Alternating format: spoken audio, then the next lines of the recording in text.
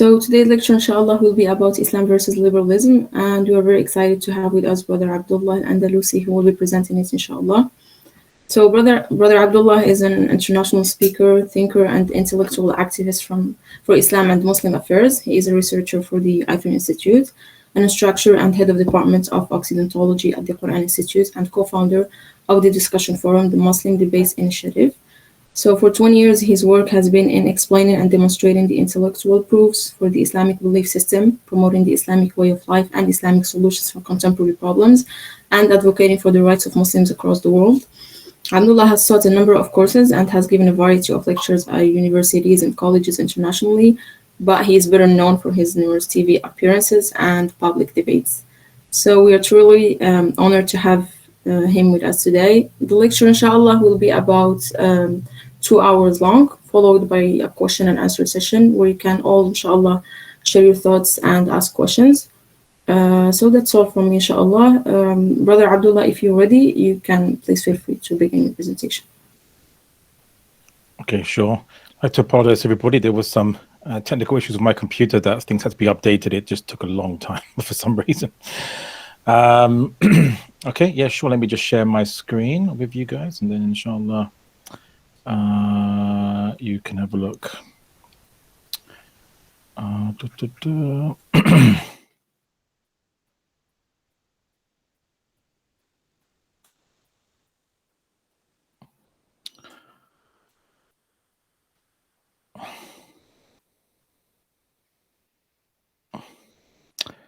Where is it? This one.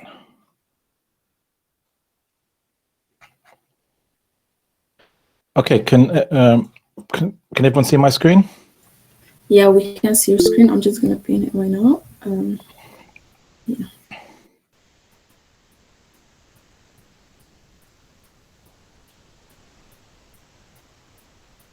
Oops.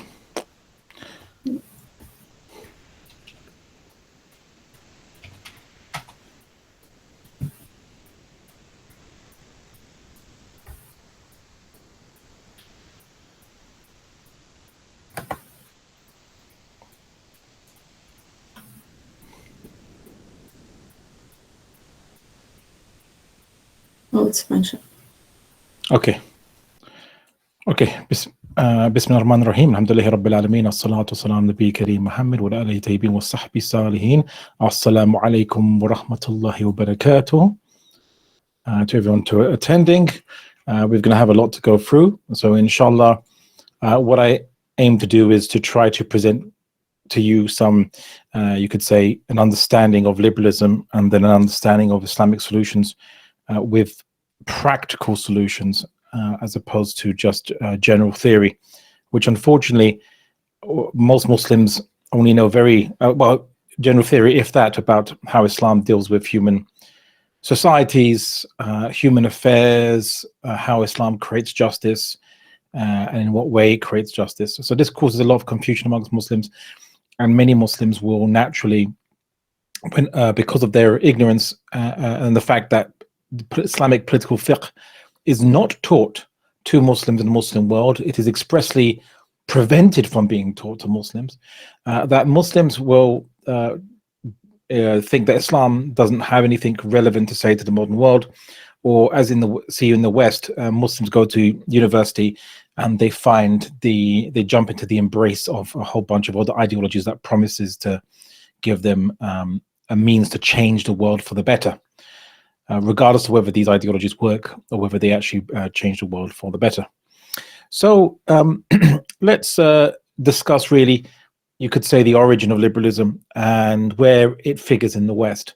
So I came up with the idea of explaining that liberalism is a madhab in the West. It is a school of thought within Western ideology. And there are other schools of thought, and I put it here, if you can see that diagram. Now, this diagram roughly tries to explain more or less where things kind of fit in. So if liberalism is a madhab, which will be there, you can see my my mouse cursor, can't you? So I can point at things. right? Yeah, we can see it. Perfect. Okay, so liberalism is a madhab, but then if liberalism is a madhab, then what is the common aqidah? Because a madhab is meant to be a school of thought of a common aqidah.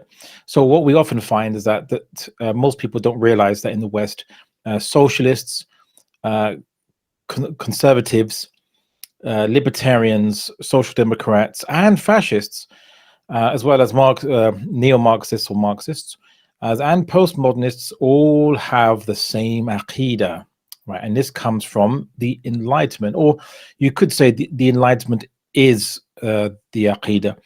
Now, 800 years ago in the West had a renaissance. The Renaissance was the beginning of studying new knowledge outside of the Bible. So instead of just relying on the Bible for everything, they started to discover that there's all knowledge was possible. Now, there wasn't like they didn't have access to Greek texts, but they had very limited access to Latin translations. And it was only when Arabic translations of Greek texts and some Greek texts being taken out of Constantinople reached Europe, via Italy primarily, that there was a translation movement, and they began to access these philosophies that investigated the natural world and many other things, including the investigation of humans. The key idea that emerged from the Renaissance was the idea of improvement. So the idea of progress. You can improve society. Prior to that, the Christians in the West, the common belief that was taught to them was that they were meant to save themselves in this life. The end times is coming, and the end times are coming. So you don't have to. There's no point trying to do anything to improve the world per se. As long as you protect the Christian flock, you administer to their needs, and then Jesus will come and he will sort out all the infidels, and he will bring about peace on earth. So the only purpose of the church is to look after the needs of the Christians in this life, preparing them for the next life, and that's it. There's nothing else that can be done. And anything that was a problem or an issue or a challenge in a society was generally viewed as that's just the way things are, for the most part. Now, that doesn't mean there wasn't some changes. It didn't mean they didn't make some improvements, but for the most part, they weren't focused on improving. They were just focused on maintaining. So what happened was, when they encountered the Muslims and they encountered Muslim advanced technologies and things like this, as advanced learning, they saw that this brought improvements to their society. And then the idea that if you improve society, you improve the individual, was a turning point idea in the West. This is the Renaissance, not the Enlightenment. So they begin, studying sciences. They begin developing the scientific method, again borrowed from Muslims, and they begin the idea of progress. You can actually improve the human condition in this life. You don't have to wait for Jesus to come and do it for you later on. And that went its way.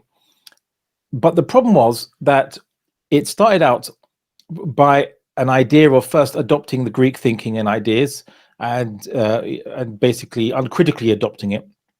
But then, as the scientific method developed, again via the skepticism, both from Ibn Haytham, as well as the skepticism that was from translations of books by those called the Cynics, who basically were hyper skeptical to things, and the attempt to deal with that with the cynical mindset. Of how do you know anything is true? How do you know anything has a basis to it?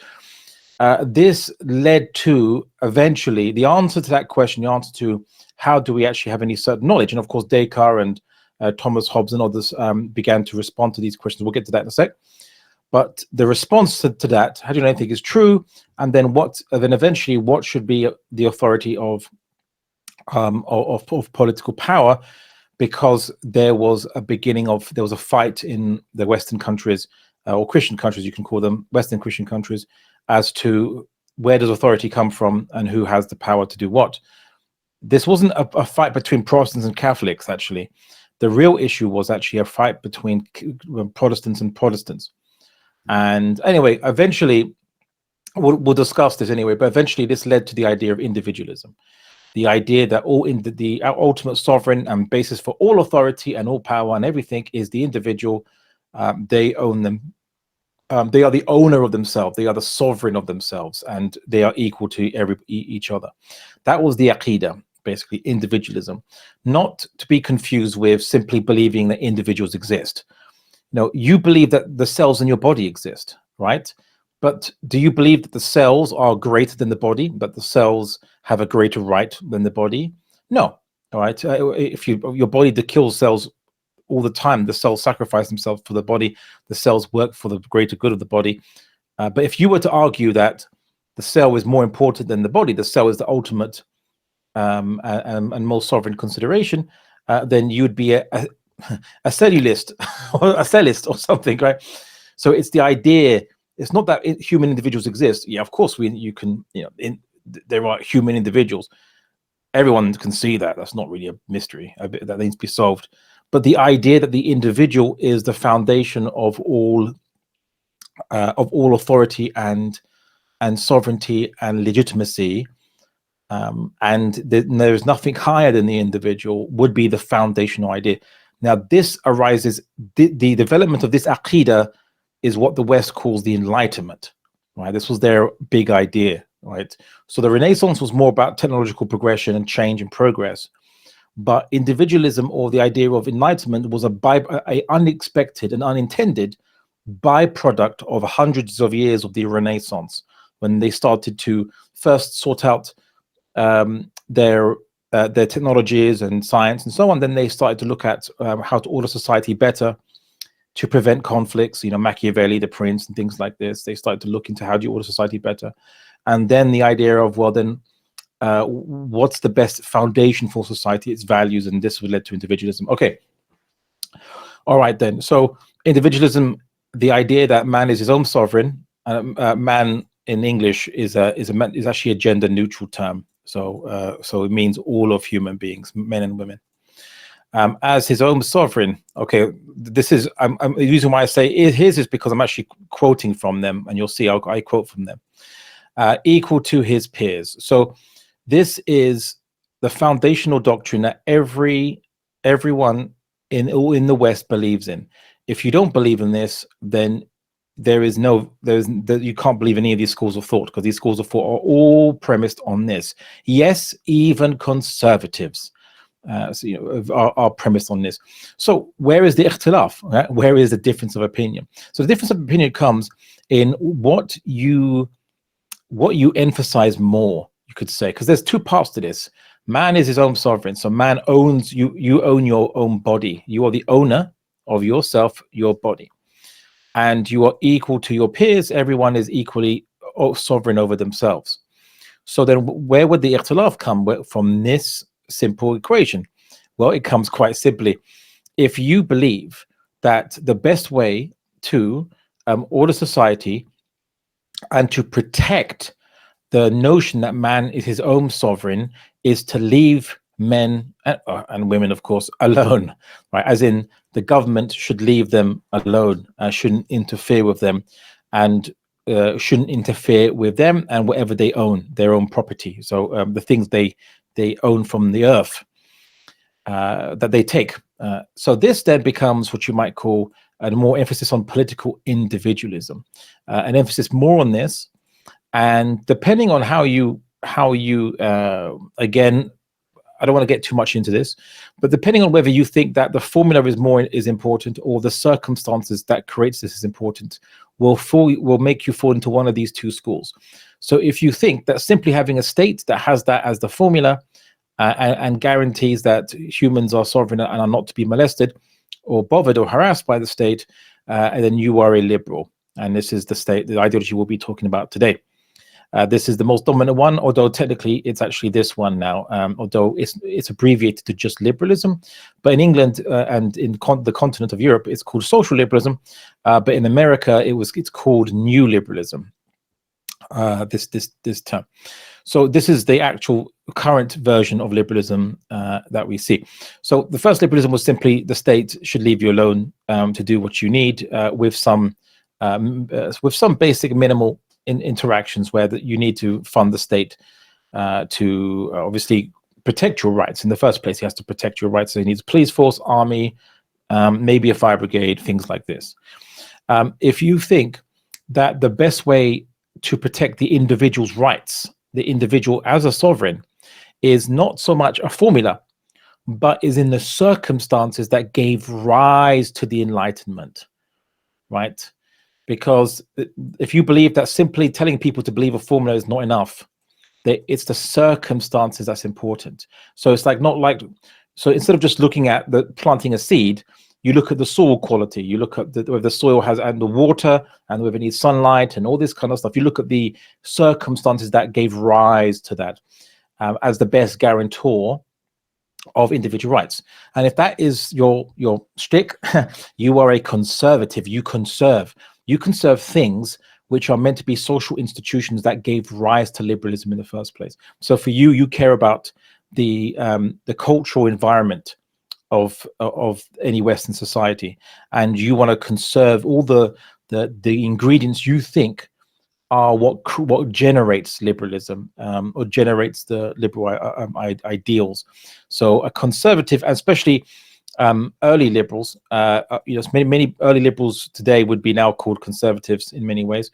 But of course, if you feel that you need to basically, that liberalism didn't prevent the state from interfering in a few things where necessary. So the state can interfere in things that might require public works, or might look into, for example, making sure that your house doesn't if you're building an extension to your house, doesn't block your neighbor's view of the sun, things like this. It did allow some of that. But if you're libertarian, you're actually a more extreme form of early liberalism. And the reason why it's on this side of the spectrum is because libertarians view themselves as conserving the early form of liberalism, that they're the Salaf. They're Salafi liberals, right? So they view themselves as conserving the early free generations, although that's obviously technically the early generations of the founding fathers of America and England. The British liberalism actually wasn't technically fully libertarian, but in that sense, but they are have this kind of nostalgic view of history and what the founders intended. Okay, now basically when liberalism was applied, it actually failed. It failed actually 100 years ago. In America, we see that the rampant capitalism led to the accumulation of wealth that was so bad that it became 90% of the wealth of the country was owned by the 1%. So we saw this with the Rockefellers and the Bilderbergers and many others, where there was a huge, massive concentration of wealth. And the idea that if an individual takes so much wealth that it cannot be distributed, and the other individuals don't get a fair opportunity to basically thrive, then this leads to problems. So actually, liberalism failed 100 and some plus years ago. That's why in America, in the United States of America, it's called new liberalism. Of course, here we call it social liberalism. And social liberalism was the kind of liberalism that introduced new things, emphasizing that the state has to not only protect you as the individual from being physically harmed, but to protect the things that you need to be an individual, to express yourself as an individual, to become yourself as an individual, to be free. And that includes preventing people from socially ostracizing or persecuting you by just hate. So they don't physically attack you, but they can harass you, they can insult you, they can look down upon you. Your free speech is limited if you're too scared to speak your mind. So, and this will be an irony, by the way, some might point out, but social liberals were then, they invented the terms of, which you might call hate speech laws, where you're not allowed to be racist. In America, it's a bit more earlier version of liberalism. So that First Amendment is a bit of a stickler to social liberals. But in the rest of the world, social liberalism brought in hate speech laws so that it was viewed that you don't have the right to express yourself if expressing yourself prevents another individual from enjoying the full access to society, which might result that they are limited by if they are basically hated on by society, if everyone hates them because of some attributes or characteristics. So that's basically social liberalism. I'm really summarizing this because I really want to actually get to the liberalism itself, but I just want to give you an idea of how this all fits. And of course, fascism is simply the idea, very simply, is simply the idea that rights don't come from God, rights don't come from just you believing that rights exist. Rights don't come from anything except the state. The state gives you your rights. It's the state that protects you. The state gives you your rights. So therefore, the state is more important than the individual, because you won't have individual rights without the state. Simple as that. That's fascism. It's literally what it means. From the Latin term fascia, which comes from the idea of strength. When a bundle of sticks is brought together, and you can't snap them. If there's a bundle of sticks brought together and they're clumped together, it can't snap it. So it's a fascia. That's fascism. That's literally it. So the fascists are obviously going to be uber nationalists and things like this. On the other side of things, socialist Marxists, you've been told they believe in collectivism and so on, but that's not entirely the case. It oversimplifies what they actually believe. The socialists believe quite simply that the best way to protect the individuality of a person, so your individual rights, is to prevent people from being able to exploit you or coerce you, enslave you. Now you might say, but liberals are against enslavement. But the socialists would say that society is basically just based on the control of capital, the control of what makes wealth. You as a human depend on wealth. You depend on food and sustenance and clothing. So if I can control those things to you, if I can say that you won't get any clothes, you won't get any food, you won't get anything unless you do what I say, I'm going to control you. I'm going to own you, right? It doesn't matter if I use the whip or I put a gun to your head. It doesn't matter if I don't do those things. What matters is that I control what you need. So you're going to do what I say, right? So the socialists argue that the way to actually give individual rights and protect those rights and make them truly sovereign is to prevent them from being manipulated and controlled and exploited by others due to the issue of wealth. That's in essence socialism. Marxist is a type of socialism. I mean, it's now become one of the main types of socialism. Karl Marx, because he did a thorough analysis. I'm not going to get too much into Marxism. That's a whole other story, of course. But Marx made some predictions. He made some ideas. His idea was about revolution, changing capitalist societies to socialist societies. By the way, a socialist in practice is someone believes that the state should own the means of production. So anything that produces wealth, like a farm, a factory, or what have you, should be owned by the state. The state then is elected by everybody, so it represents everybody. It's collectively owned, but the state looks after it on your behalf, should we say?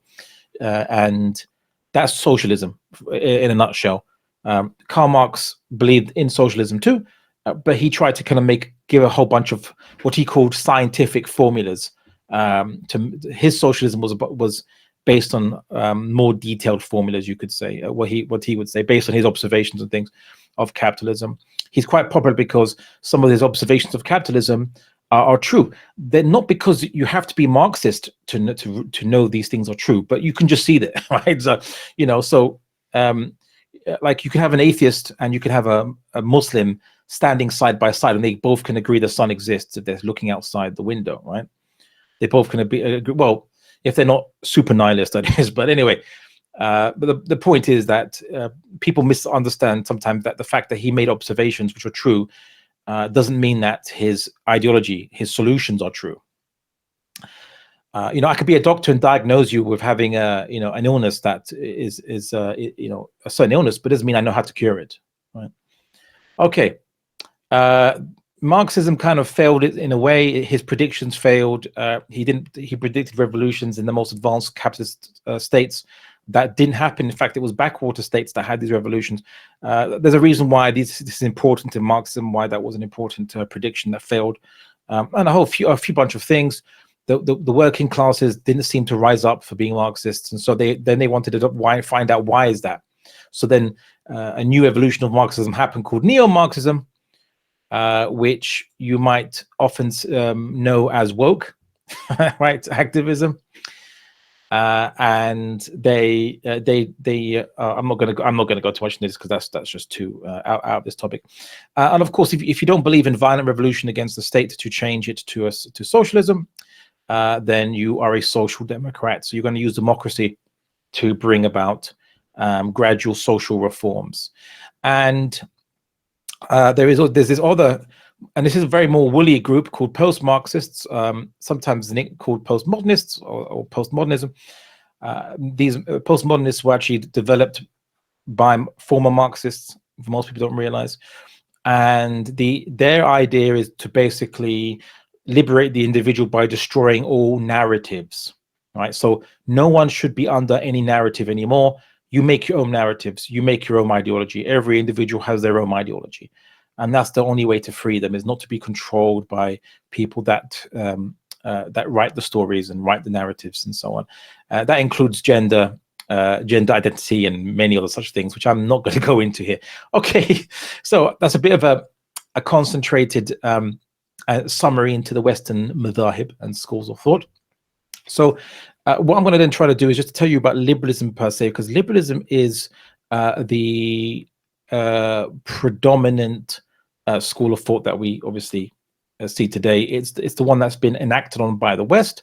It's the one which is the ruling system, and is the one which the West usually tries to import to the rest of the world. So the West usually imports such ideologies around the world for global consumption, whether people around the world want it or not. Right then. So then let's go into that, where that arises and where that comes from. So what is the problem with Enlightenment ideology? Where is this kind of issue coming from? Well, you see, the purpose of individual sovereignty, giving individuals their own sovereignty, or allowing them to be sovereign over themselves, is the attainment of something called freedom. Right? So they have freedom. Now, you might think freedom is a very simple term. It means freedom from control.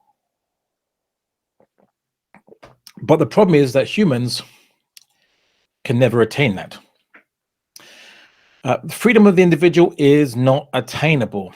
Everything and anything controls you and manipulates you and affects you. It's called human society. The only way you can really be free, if you like, is to be a hermit out in the desert somewhere, or a desert island by yourself. Then no human can limit your freedom, but maybe the wild animals will be limiting your freedom, of course, and what have you. Someone said, why is neo-Marxism adorned with LGBT colors? It's not LGBT, but it doesn't have a certain color, right?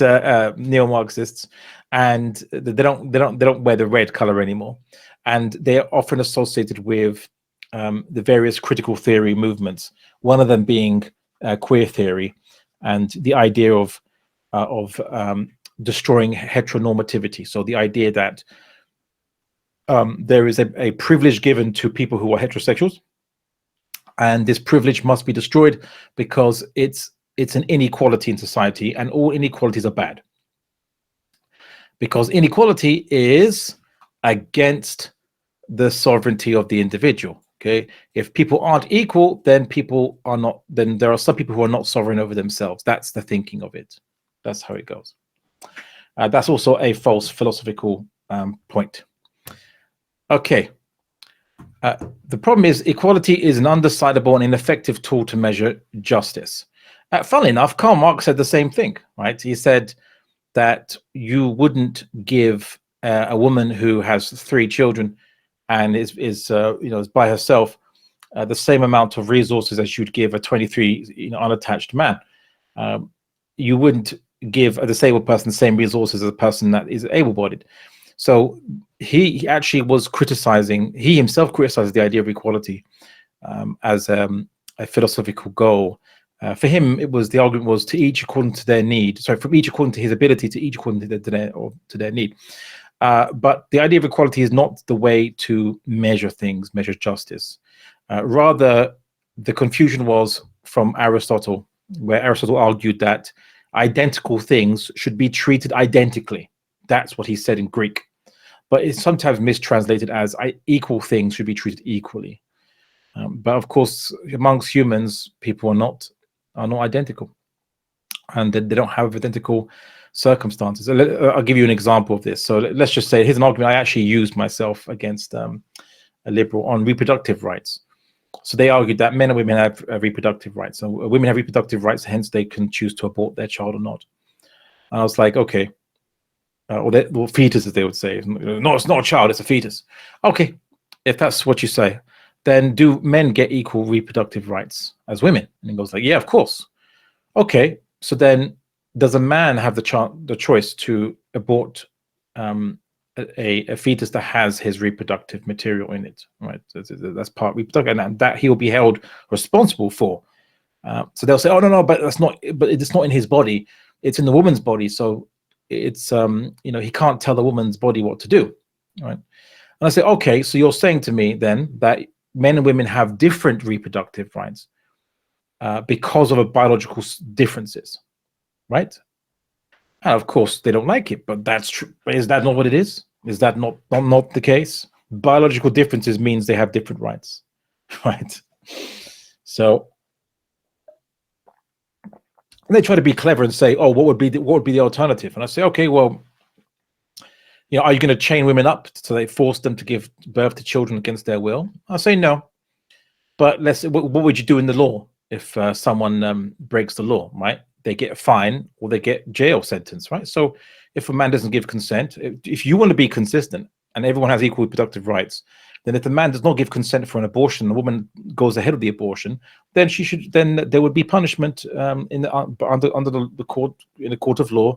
She can give birth to the child, or she can not abort the child, but if she does it without the consent of her partner or whoever she slept with, then there would be fines or jail consequences. And others have talked about a paper abortion, so that the child is disassociated from the man. The man doesn't have to pay for anything regarding the child. The debt is fully on the woman.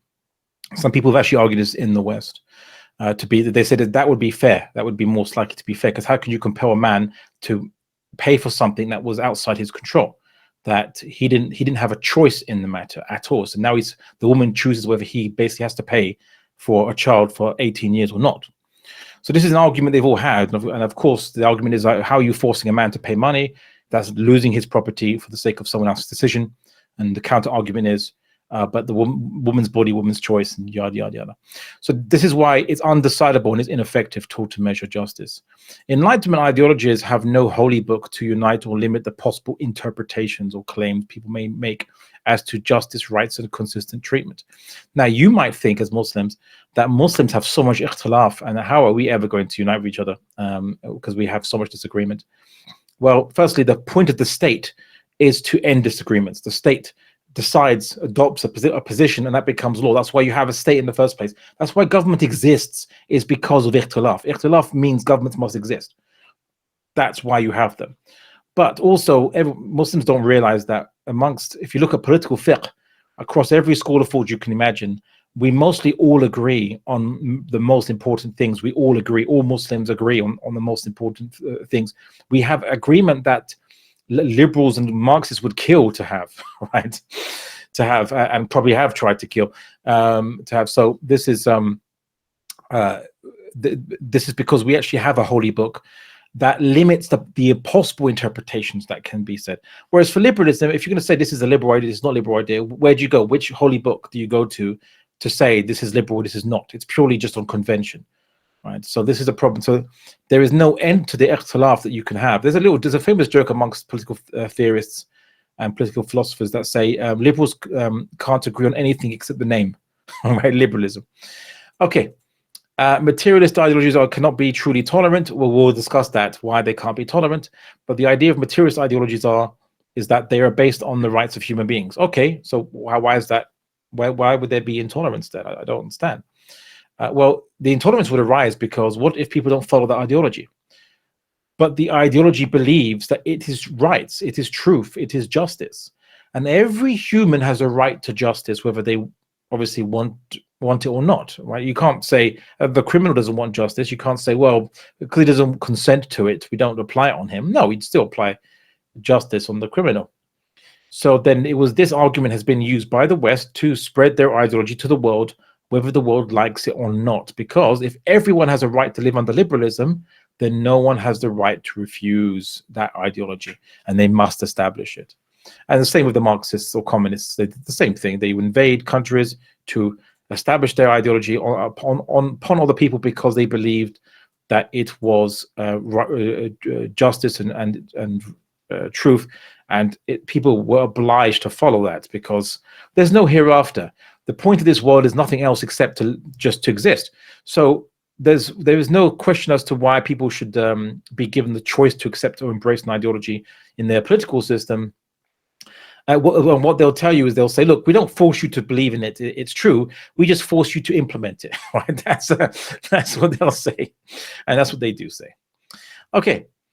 Democracy and nationalism, the idea of creating political units that define states and countries, causes ethnic, religious persecution and oppression against minorities. The majority must rule is the issue in democracy, and nationalism is about representing a ethnic group or a particular ethno-cultural group. Which one? Because there's like thousands upon thousands upon thousands of them. Which one is the one that the state represents? This will cause ethnic problems because the state has to adopt a particular language or a primary language, and then whose language is that going to be? And then people who are not represented by that, who are minorities, will feel that the state does not represent them. And of course, materialistic economics cannot guarantee justice and distribution. This is more an economic issue, and we'll come to that. Okay. So, what do you think you know about liberalism? It's often been summated into 4 points. Liberalism means personal freedom, freedom of expression, freedom of belief or conscience, and freedom of ownership. So you are free to own, to do any of those things. But there is a little problem with all these things, which is how are they interpreted and how are they implemented? The origin of the term liberalism comes from roughly around 1769. It comes from the Latin liberalis, which means generous, being generous or ample, or noble or befitting a free man, but not libertas, which means freedom or liberty. Libertarianism would come from this word. This is important because liberalism was actually viewed as a top-down policy. So it was about the government being generous to the people, allowing the people to do what they want, being generous to them. Right? That was the term. It wasn't about liberty of the individual initially. So again, it comes from, people think it comes from the Scottish historian William Robertson, who talked about the Hanseatic League, which was a league in Northern Europe, which allowed free markets and free trade. And so he argued that this was a state or system which was liberal, right? Had liberal ideas concerning justice and order, meaning generous, open. It was allowing things. It was giving that kind of generosity. Okay, yeah. Adam Smith would then later on use this term. He's a political economist, and he would later on use the term. Again, it was always applied for trade. So, like, it was about not restricting trade, not giving harsh tariffs to trade, just like the Hanseatic League and their policies of allowing trade. So he talked about a liberal system of free exportation and free importation. So removing tariffs. The current trade war that America is having with China and imposing tariffs on trade because there is too much money going out to China and not enough coming back from China would be actually viewed as illiberal by these founding fathers of liberalism. The point of liberalism was to allow free trade. It was the idea that if you just let free trade happen, you'll get wealthy. You don't have to maximize the amount of gold coming into your state and minimize the amount of gold leaving your state by imposing trade tariffs and taxes and things like this, import-export taxes. Okay, now the origins of the Enlightenment comes from two main individuals, Thomas Hobbes, who's an empiricist, and René Descartes, who's a rationalist. Now, often people don't understand what it means, rationalist and empiricist. So an empiricist means that knowledge begins with the senses first. It's as simple as that. And it led to Anglo-Saxon philosophy, otherwise known as now today an analytical philosophy. Rationalism was the idea that knowledge begins in the mind first, not the senses. And this is typical of European philosophy, or otherwise known as continental philosophy. So that's why Europeans and Anglo-Saxons have different viewpoints when it comes to especially political philosophy, and also philosophy more generally.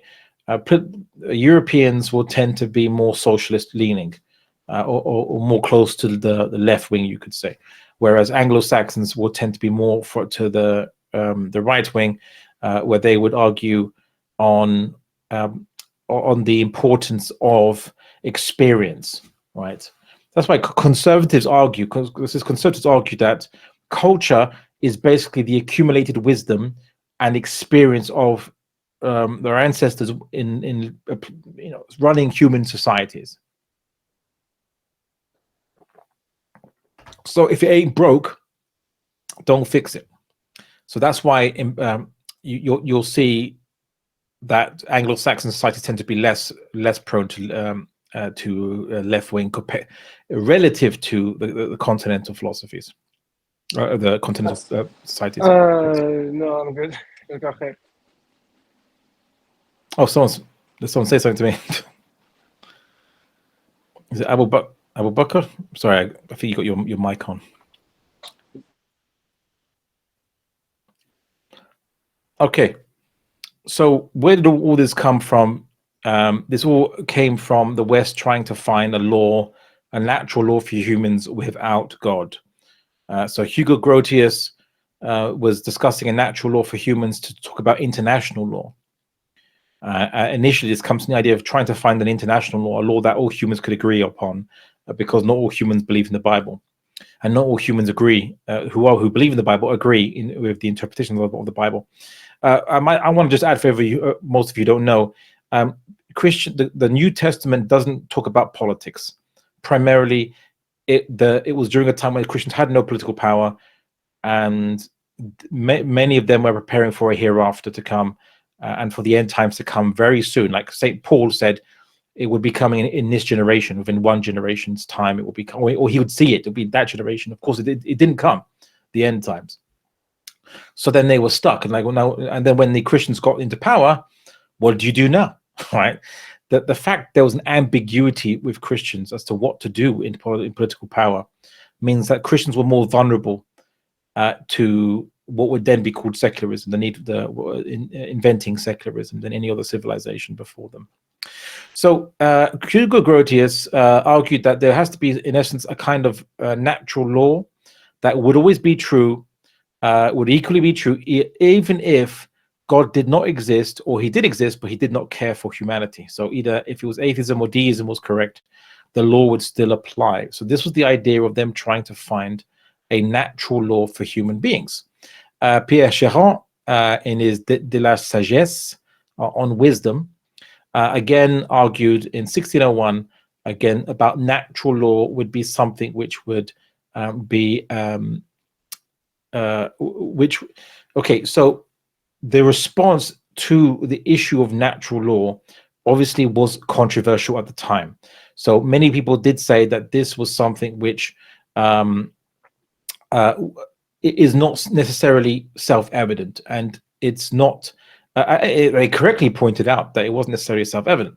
So, for example, the sign of a natural law must be the universal respect which it is held. For if there was anything that nature had truly commanded us to do, we would undoubtedly obey it universally. Not only would every nation respect it, but every individual. Instead, there is nothing in this world that is not subject to contradiction and dispute. Nothing that is not rejected, not just by one nation, but by many, and so on and so forth. So where is this natural law? Because it doesn't seem that humans got the memo on this natural law. Wouldn't it be everywhere if it was natural?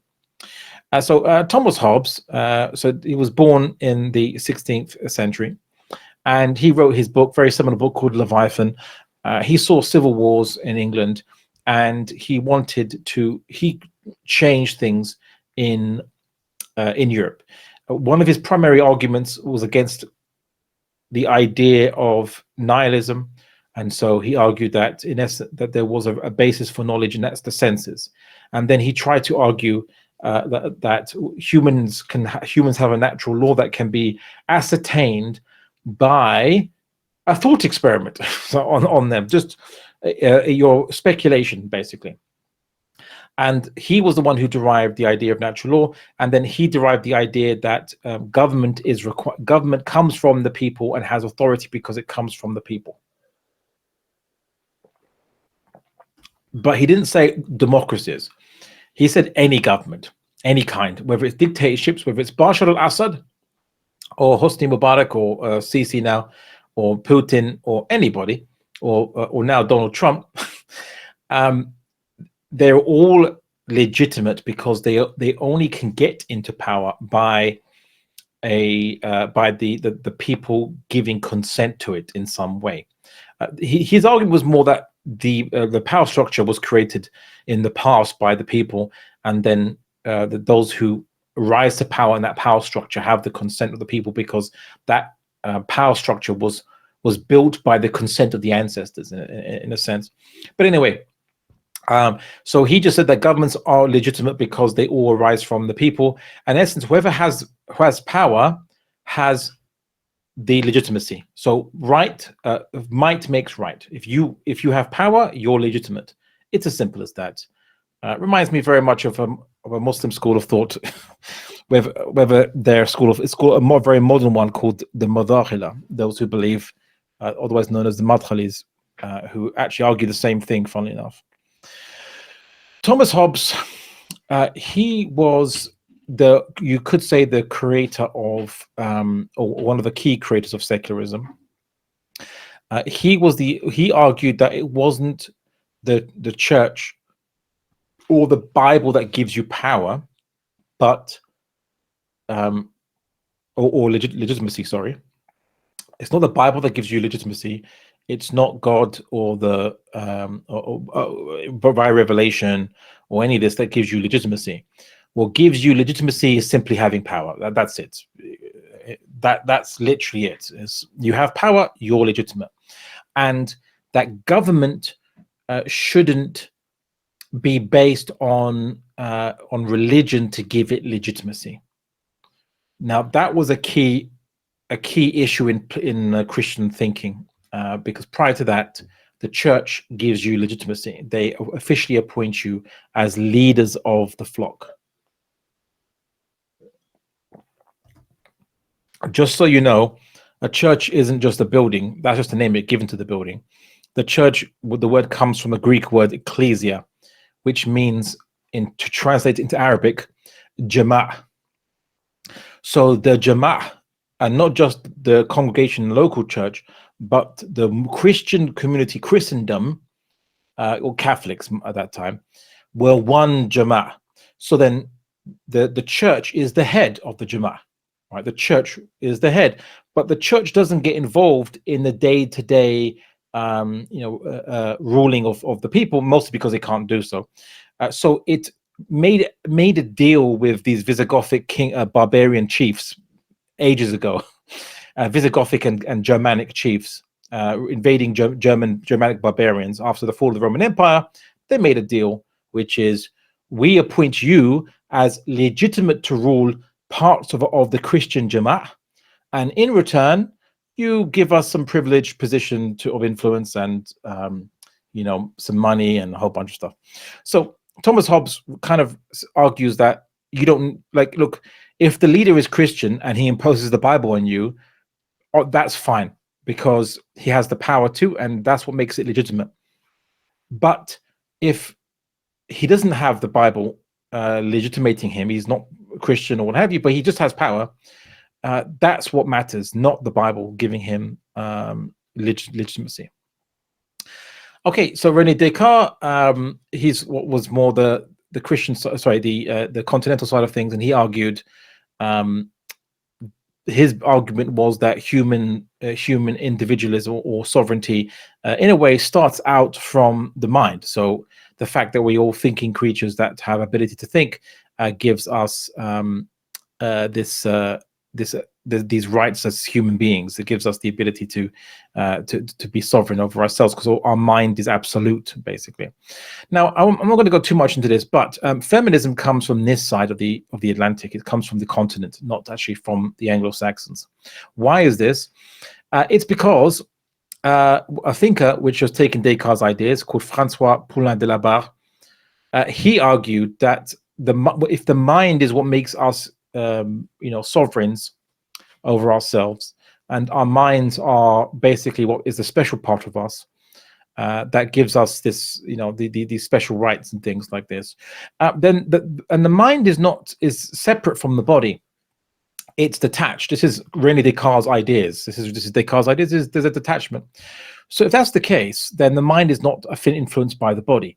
But if the mind is not influenced by the body, and women have minds, this means then that women must have the same rights as men, because the mind has no sex. All right, that was his famous thing. The mind, in essence, has no sex. So there should then be an equality applied to everyone, poor, rich, female, male, because they're all just a bunch of minds. It doesn't matter what the physical bodies are that are attached to those minds. The minds are separate from the bodies, and that was their key thing. Okay, so precursors to secular liberalism was these two things: the secularism, the state for worldly affairs only, based upon maintaining order. So power, what makes power legitimate is that it maintains order, right? Thomas Hobbes said that without power, there's chaos. So it's better to have a tyrant and dictator, even if he kills you, even if he's crazy, to some extent, than anarchy. Because anarchy is always going to be worse than having no ruler at all whatsoever. So this is Thomas Hobbes's idea. But the reason is that legitimacy comes from maintaining order. Simple as that. And of course, the second precursor to liberalism is natural law. Natural law does not need revelation to discover. You can discover it yourself, like the laws of physics. And this was around the same time as Isaac Newton was talking about the natural laws of physics, and he was finalizing a kind of standard model of his time. The ideas of particles running around, shooting through the void, right? Which is very much like the atomists in ancient Greek, who had a similar conceptual model. So if you can find the natural law of these particles, and we're all just made of particles, then you can find the natural law of human beings, basically. Okay, so then there's these two major changes that would occur, but there was mostly occur via this guy, John Locke, right? Who obviously Americans kind of revere him, or if you're a conservative, they revere him as pretty much their prophet, you could say. And he had one major, very major, major kind of change that he implemented. So one of the things is that he was a Christian, basically. He was a devout Christian, and he argued that natural law is the will of God. So it's okay. So natural law is a kind of revelation by itself. So you don't have to worry about. You're not, rejecting God by going out of the Bible. You're just seeking His other holy book, you could say. And this you'd see arguments now John Locke would make, which again Thomas Hobbes actually made these as well, and the arguments for secularism, that he argued that to God alone belongs the right to punish those who are in error. So those who follow falsehood or kufr, it's God that should punish them, not the state, because the state had appointed itself as an arbiter of what is correct and bad doctrines in Christianity. This is a problem because it led Protestants to basically fight each other. Catholics were okay. The church tells you what doctrines are. That's it, right? It's like the Catholic Church tells you all the Germanic kings, the English king, king of France, king of Spain, all these individuals. The King of Spain used to be Germanic before the Muslims came, but that was an issue for Catholics. Catholics had no question. There's no problem for Catholics on this. But then when there was Protestants, or those who started to question the doctrines of the Catholic Church, to say that you're not following the real teachings of the Bible, you brought all these traditions that we don't know where they come from afterwards, which is why Protestants don't actually have statues of Jesus in their churches for the most part, because they say that's idolatry. Making a statue is idolatry. Even if they already believe Jesus is God, right? They say that you shouldn't make statues of him, though. So, but then when the Protestants had their different states, like the Lutherans and Calvinists, and those of Church of England and things, so on and so forth, they started to persecute each other, and they started to say because there was debates, if you eat bread and wine at the communion, does the bread and wine literally become the body of Christ and the blood of Christ, like the Bible says, or St. Paul says, or is it metaphorical? All right, is it metaphorical or is it literal? So because of this ikhtilaf, they actually killed each other based on these things. They would torture Christians that had the wrong doctrine, and this created loads of problems, because one Christian could have their own interpretations. Every Christian could be their own sect, and that's also very important, because why individualism was sometimes viewed or accepted as a practical solution, because it was argued that the state shouldn't force doctrines on people, because no one can agree on every single doctrine the state will adopt. Right? If you have long list of Aqidah books, to use an Arabic term, if you like, long list of Aqidah points you have to adopt.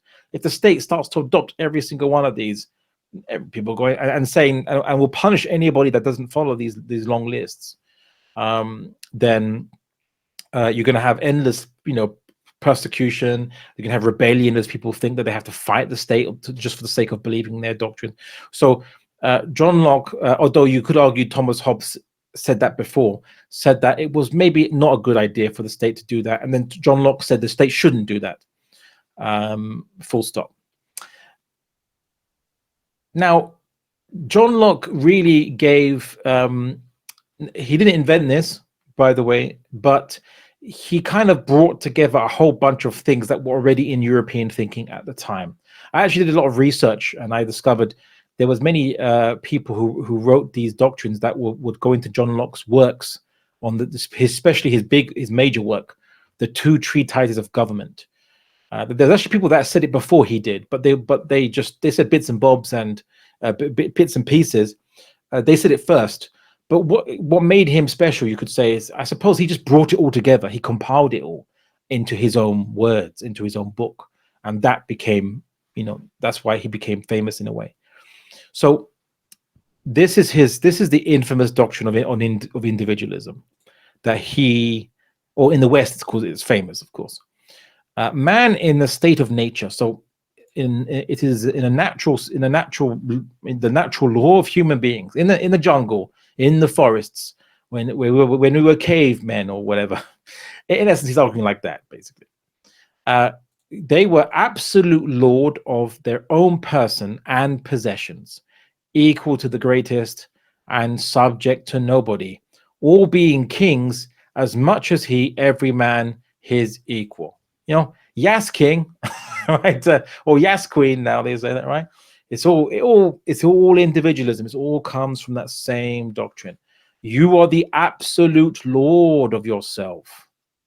The absolute lord of you. You own your body. You are the absolute lord. Absolute means there's nothing higher than you, right? As a Muslim, we obviously can see a problem with this already. Funnily enough, John Locke was a practicing Christian. So I don't think he truly realized the contradiction in what he was saying, even though he talks about God and he's written about God and about Christianity many times. But he didn't realize this would set off a chain of events that would basically lead to atheism. So John Locke argued that we hold these truths to be self-evident, that all men are created equal and they are endowed by their creator with certain inalienable rights. Among them are life, liberty, and the pursuit of happiness. Actually, that is not John Locke. That is the American Constitution. What he actually said was, and the pursuit of material things, right? Which is an irony, right? But I like to troll my audiences when they say, "Oh, this is he said that." No, he didn't say it quite like that. He didn't say happiness. He said material things. But it's ironic because that would then be the definition of happiness. That individuals should be left alone in their life and in what they can do so they can pursue material things. Okay, so John Locke had his first pillar of liberalism is that the man is the supreme lord of himself. The second pillar of liberalism is that man's property precedes any social contract of government. That means that you have a right to own your property, and the state can't take your property away from you. Protecting property was actually a very serious concern, especially by the American founding fathers. The third pillar of liberalism is the necessity of limited government to establish and protect man's absolute lordship. This is John Locke's major break with Thomas Hobbes. Thomas Hobbes, by the way, as I mentioned, obviously came before John Locke. Thomas Hobbes is called the grandfather of Western political philosophy, a modern Western political philosophy, or the father, if you'd like.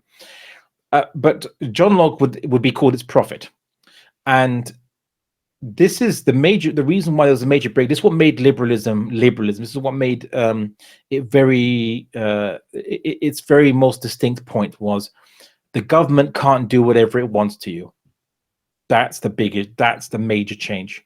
He was arguing that the greater part of men, so most people, are no strict observers of equity and justice. The enjoyment of the property he has in a state of nature is very unsafe and very insecure if they are in a state of nature. So they make, in a state of nature, before there was government, people are insecure, right? They could be attacked, their property could be stolen.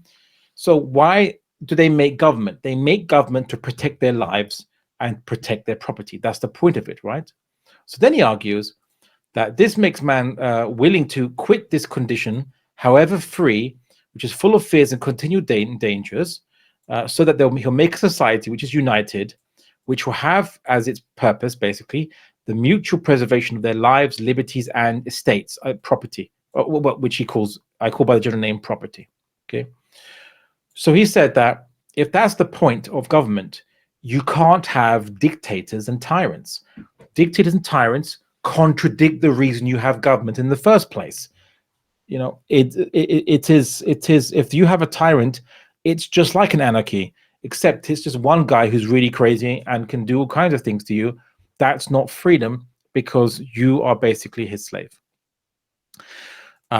If someone can kill you when they want, that's slavery, right? Like, they can kill you and there's nothing to stop them from killing you. If they want to take your property whenever they feel like it, you're not free. You are a slave to that person, because that person then, if they can do that, that means that you're their property, because you can only do whatever you want with something that's your property, right? That's the big idea. Now, what I'll say about this idea is that idea is actually something which, as Muslims, we share, not because we want to copy him, but we share it before him, right? The idea that the government is not unlimited, that it can't do whatever it wants, no matter how crazy, and we're all just going to sit down and just accept that. If the government, for Muslims, of course, is that there's a limitation to what the government can do. If the government implements un-Islamic law, it loses legitimacy, right? The point of government is to implement the law of Islam. Even if the leader is corrupt, even if he does some bad things, you're actually not meant to obey the leader if they order you to do something bad as well. You're not actually meant to obey them. You can't obey them. The soldiers have to disobey the leader when being ordered to do something bad. So in this sense, we agree with liberalism, but it doesn't mean now liberalism is is now with Islam. Many Muslims make that mistake and they just think, oh, that's what Islam says, and then they jump into an ideology that doesn't is not compatible with Islam, basically. The fourth pillar of liberalism is to establish a government based on the transfer of absolute sovereignty from individuals to the government. Okay, so just basically, governments are only legitimate if the people give consent to the government. You must give consent to the government. John Locke actually didn't necessarily prioritize democracy. Him, like Thomas Hobbes said, that you can have a autocrat, a single leader who was given power by being hereditary, because the system is somehow is consented to by the people. But he did argue that democracy might be the better way of doing that. Right? That's kind of what he said, but it's not absolute requirement. But he said that where having elections basically might be the better way of doing that. Now, what this means is, but he also said that anyone who actually positively engages with the system, anyone who interacts with the system in such a way as to affirm it in some way, affirm it, like voting would be the case, is actually giving the system legitimacy. So the government has no right to take your property, but they can take it if you voted for them, right? And they implement as a policy upon everybody, and you are part of the everybody. They can then take your property as tax. So voting gives people the right to tax you. That's why one of the complaints of the American colonialists against Britain was no taxation without representation. Any of you remember that? If you've ever heard about the history, don't tax us unless we have MPs that we can elect into the parliament in Britain, because the American colonists were not represented by MPs in the parliament in Britain. So they argued that the parliament in Britain had no right to tax them. Okay, so these four key doctrines of enlightenment, or of the Enlightenment usul, are basically what forms liberalism's main points. That man is supreme master of his own self, that property precedes any social contract of government. So the government has to respect people's property rights, regardless of whether, whether there's someone that just took a large piece of land before the state existed, and someone else only couldn't take any land. The state has to respect the property rights of every individual coming into becoming citizens, and before the state was created. The necessity of limited government to protect and establish man's sovereignty. So government must be limited; it can't do whatever it wants. Right now, there's obviously arguments as to where is its limits. Can the state, legitimize abortion? Well, they say, well, that's the right of the individual. No, the woman chooses whether she can have abortion or not the state. But then other people say, but the child is also an individual, and murder is prohibited. Therefore, the state must protect the right of the individual child from being killed by their mother. So this is where it is who's right, who is right.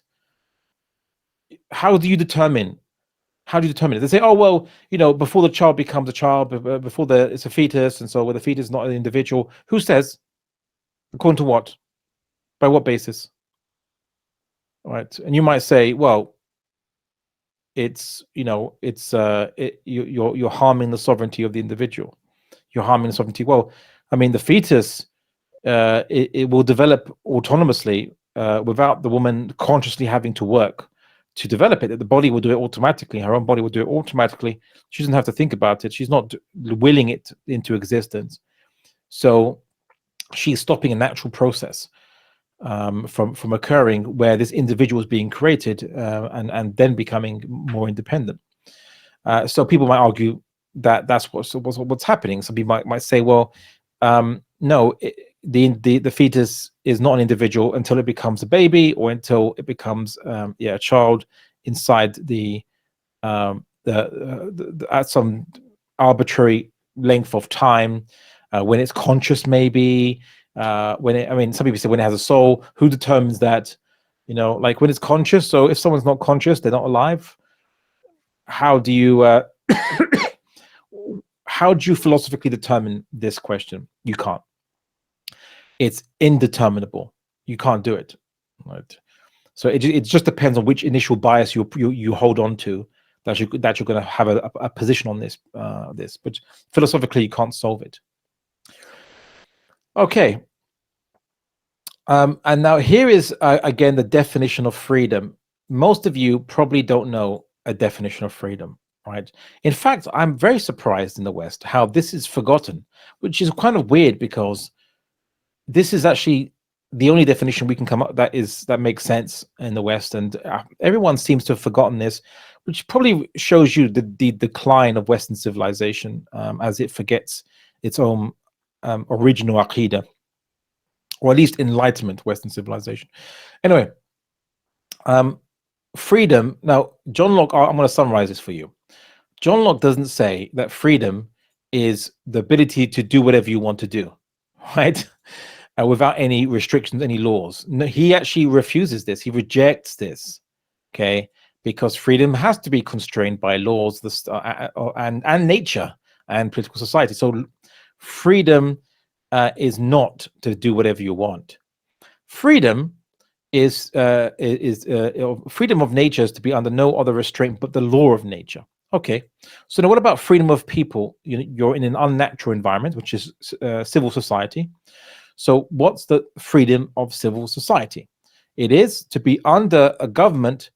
The freedom of people under a government is to be under no restraint apart from standing rules to live by that are common to everyone in society and made by the lawmaking power established in it.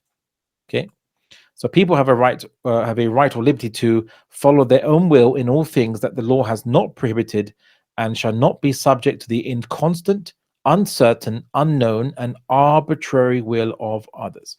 Okay, so what does that mean? Basically, in nature, there's a law of nature. Okay, the law of nature is the laws of physics, the laws of biology. These are laws, but these laws apply to everything, right? Every living creature is under the laws of physics, the laws of and chemistry and biology. Although technically they are all subsets within their laws of physics, but anyway, just humor me on that. Okay, so then how does he follow the analogy into human society in a Western, in a government? He says that in a civil society, there is still laws. They can still restrict you, but as long as the laws which are established apply to everybody, so they are universal laws. Like the laws of physics is universal, so the laws of the states should be universal. They can apply to everyone, and they are made by the lawmaking power within it. So that liberty or freedom is not to do whatever you want, but freedom is to do everything that is not prohibited, meaning the freedom to do what is halal in society. That's freedom. Freedom is the freedom to do what is halal. That is quite literally what he says. Halal means permissible, or what is not haram, right? And not to be under the inconstant, uncertain, unknown, arbitrary will of others. What this means is that, let's say, I'll give you one example. So there is a sheikh in Saudi Arabia. So this, when there was a diplomatic dispute between Qatar and Saudi Arabia, this sheikh he wrote on Twitter. He said, "May Allah reconcile the hearts of Muslims, between these two countries, reconcile them." You thought that sounds nice. What's wrong with that? So sounds pretty nice. He was arrested and sent to jail in Saudi Arabia. He offended the powers that be. Was there a law that said that what he said was wrong? No. He just annoyed those who had power. But there's the problem. How do you know what's going to annoy them? It can change. Their mood can change. It's so arbitrary. It's relative. Then you're worried now in such a state where if you say something it could that offends the wrong person that you don't realize or didn't intend, you could be persecuted in some way and arrested and what have you. So this is actually not being free, because you're under something that's basically random in a way. We're in constant, uncertain, unknown, and arbitrary. Just whatever. Maybe one day you're wearing a hat and the leader doesn't like that, thinks you look so stupid, and then he says, "I arrest that idiot, send him to jail. I don't like him. He's funny looking." Right? That's not a state of freedom. That's a state of being under slavery, because the leader can do whatever he wants. Now, here's the interesting thing. Both this principle and the principle of having limited government are things that Islam already believed in, already pointed out to, that the leader can't punish you for things that are not haram. Right? If it's not haram, the leader can't punish you. So if you do anything in the halal, the leader can't punish you for what you do in the halal. So this is freedom. So we believe in freedom then in that way, because you have the freedom to do what is permissible by law, and the law applies to everyone. Good. Well, that's fine. And not to be under the inconstant, uncertain, unknown, or arbitrary will of others. So unfortunately, now in the Muslim world, this is a situation that we are actually under these things. That's why many Muslims adopt liberalism, because they think that this is a good way to fight against these things, not realizing that just because Islam and liberalism have this similarity, it does not mean they're the same thing. Okay, liberal intolerance. What most people don't realize is that John Locke was actually intolerant, and I'm going to go through a few slides, and I'll leave this for people to read. I'm not going to read all this because time's are ticking, but there was an exception that John Locke made. He believed that anyone could be tolerated of any religious opinion, but any religious opinion that was connected to an alternative political way of society, an alternative leader or a ruler outside that state, should not be tolerated. So he says, and that any religion that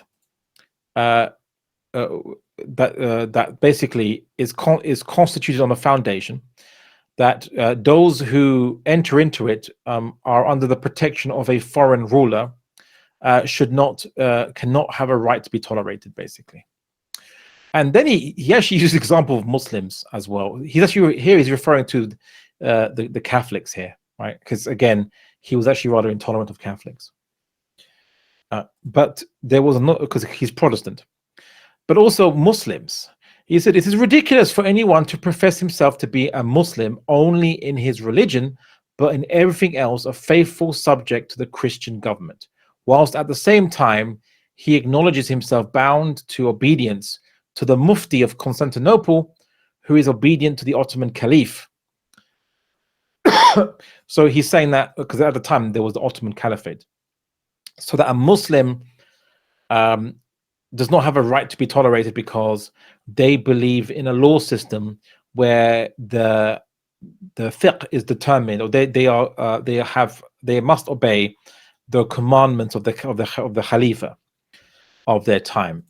So that was quite interesting. But funnily enough, just so you know, he also believed, if you like irony,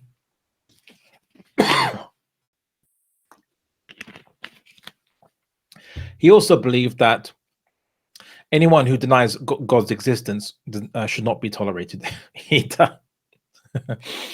If you're an atheist, you shouldn't be tolerated. Why? Because you can't be trusted. Like if you don't, like, what promises or oaths are you going to give that can be trusted if you don't believe there's any meaning to the universe or existence? So he basically says it undermines religion and therefore should not be tolerated. And all this was written in his famous letter, ironically titled "A Letter on Toleration." I kid you not. And it wasn't only him that argued for intolerance, of course. But anyway, I'll move on. Okay, so the idea of equality mostly comes from the idea of emphasis on equality as a major buzzword, comes from the continental thinkers, or like the French, the Germans, and others. Jacques Rousseau and François Paul de la Barre, I already mentioned him. They're the one that focuses on the issue of equality. I'm not going to go too much into that because I already discussed that. So I'm going to skip this. We can discuss that more in the Q&A if you'd like. But the idea that history is inevitably progressing towards better justice and a happier future really kind of takes its root in the European philosophy, continental philosophy, not actually in Anglo-Saxon philosophy, but eventually it would influence Anglo-Saxon philosophy. The idea that individuals can only be developed by society and not by, I don't know why the formatting just changed in this, that the society can actually improve the individual as opposed to the society becomes better because the individuals somehow are better. Now, to some extent, this is partially true, but it's not the whole picture. The truth is somewhere in the middle. Jacques Rousseau also was intolerant. He argued that any religion that believes that the other religions are wrong and their followers are going to hell are basically themselves they are intolerant and should not be tolerated in society, and that they should adopt a common religion within that society, not a particular religion like Christianity or Islam, but a civil religion in essence, a purely civil religion. And this is the foundation of the idea of nationalism, which you see here, where people adopt a new identity to unite them as a nation. I don't know why the formatting is just changing this. I think because this was actually on widescreen before, and now now I put to 4:3, and so now it's just changed. This is all a quotation by him, and I'm only going to summarize it for you. You can read it after this event. But he argued that in here that if you believe that all the people are going to hell, then you should not be tolerated because you are in essence the intolerant ones. And you are a danger to that civil society, and so you don't have a right to be tolerated. So if you believe that all the people are wrong, even if you're peaceful, even if you don't do anything or harm anybody, but if you think that all the people are wrong, you have no right to be tolerated in society. This would be quite fascinating because this will eventually come up into French, French, and eventually Anglo-Saxon thinking to some extent. Okay, so French Revolution happened and at the turn of to the 19th century, and ironically, what most people don't realize is that the Enlightenment founding fathers rejected democracy. They all rejected democracy. Why is that? Right? Or they've almost all rejected democracy. Sorry, and that's because democracy was purely about voting, and they couldn't trust the majority against taking away the rights of the minority. And that minority was rich people, right? So they were worried that poor people will take away the rights of the rich people. That's why you see these quotations. As the majority may bear all possible relations of proportion to the minor part, it may be 51 against 49 in an assembly of 100, right? So this is where they had a problem with democracy. And so what they came up with was a mixed system of government. It wouldn't be pure democracy. It would be mixed.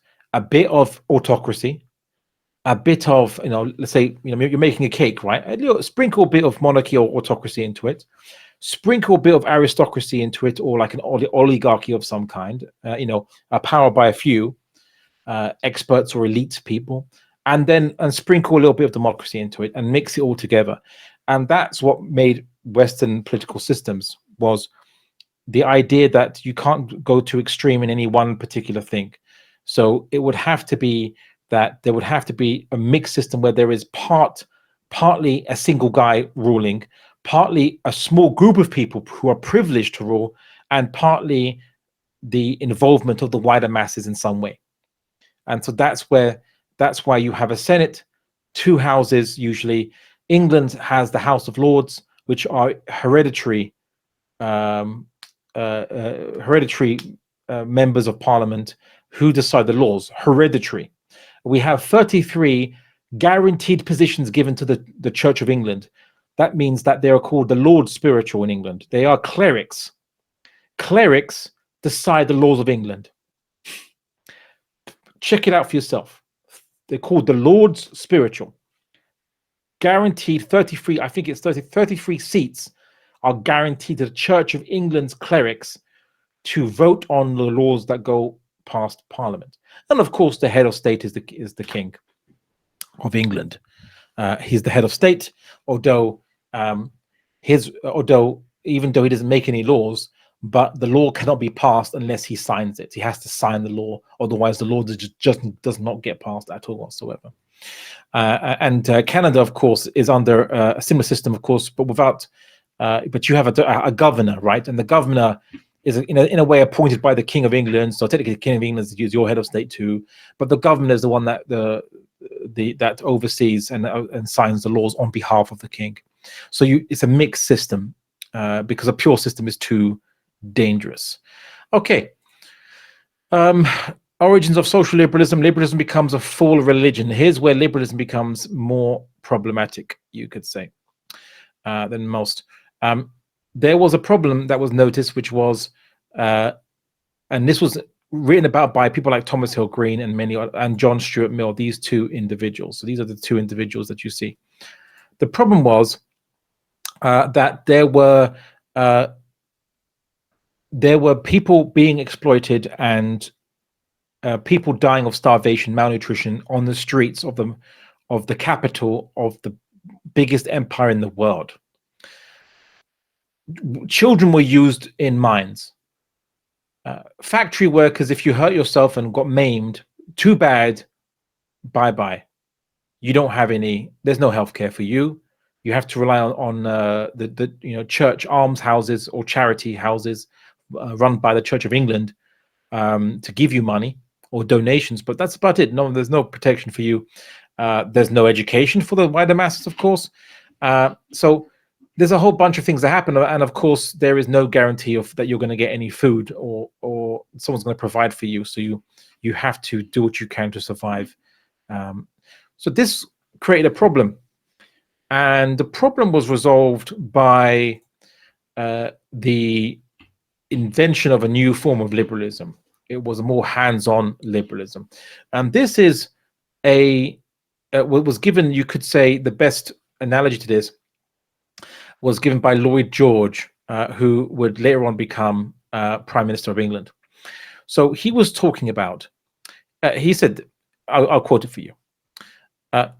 The old liberals in this country used the natural discontent of the people with the poverty and precariousness of the means of subsistence as a motive power to win for them a better, more influential and more honorable status in the citizenship of the native land.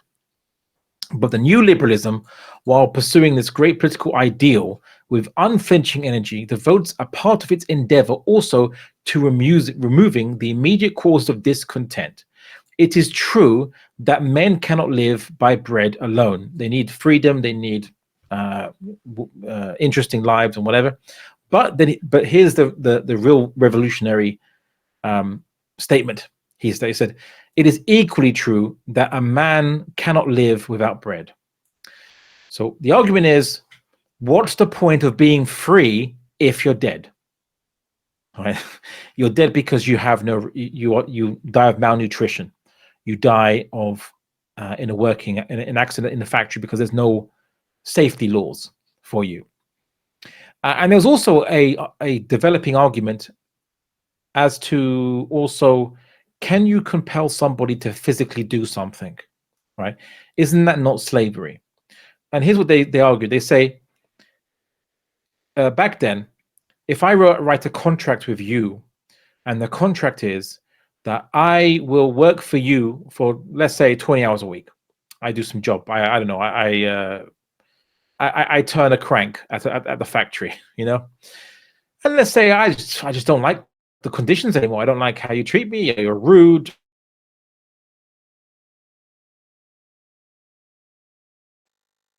I stipulate that I would work for you for guaranteed 6 months. The employer or the person who contracted me could take me to court and can force me to work those 6 months. And if I don't, I will go to a debtor's prison and I will do hard labor to work out that debt. It was argued that I was stealing. I would be stealing from the person who employs me by not fulfilling the amount of time I said I would give them, and I would stay with their company or stay with their organization or stay with their factory or whatever. That was how it used to be. It allowed you to be an indentured servant. You would sign away your life, in essence, and you would have to be, as long as you did it consensually, of course, but you would be forced to honor your agreement by physical force, by physical compulsion. So this also was an issue that was being debated, and it was ended. And instead, it was argued that your property would be forfeit. So instead, if you don't honor your contracts, you're not going to be forced to do anything, but you will have to pay a fine, or you have to compensate your employer, or what have you, right?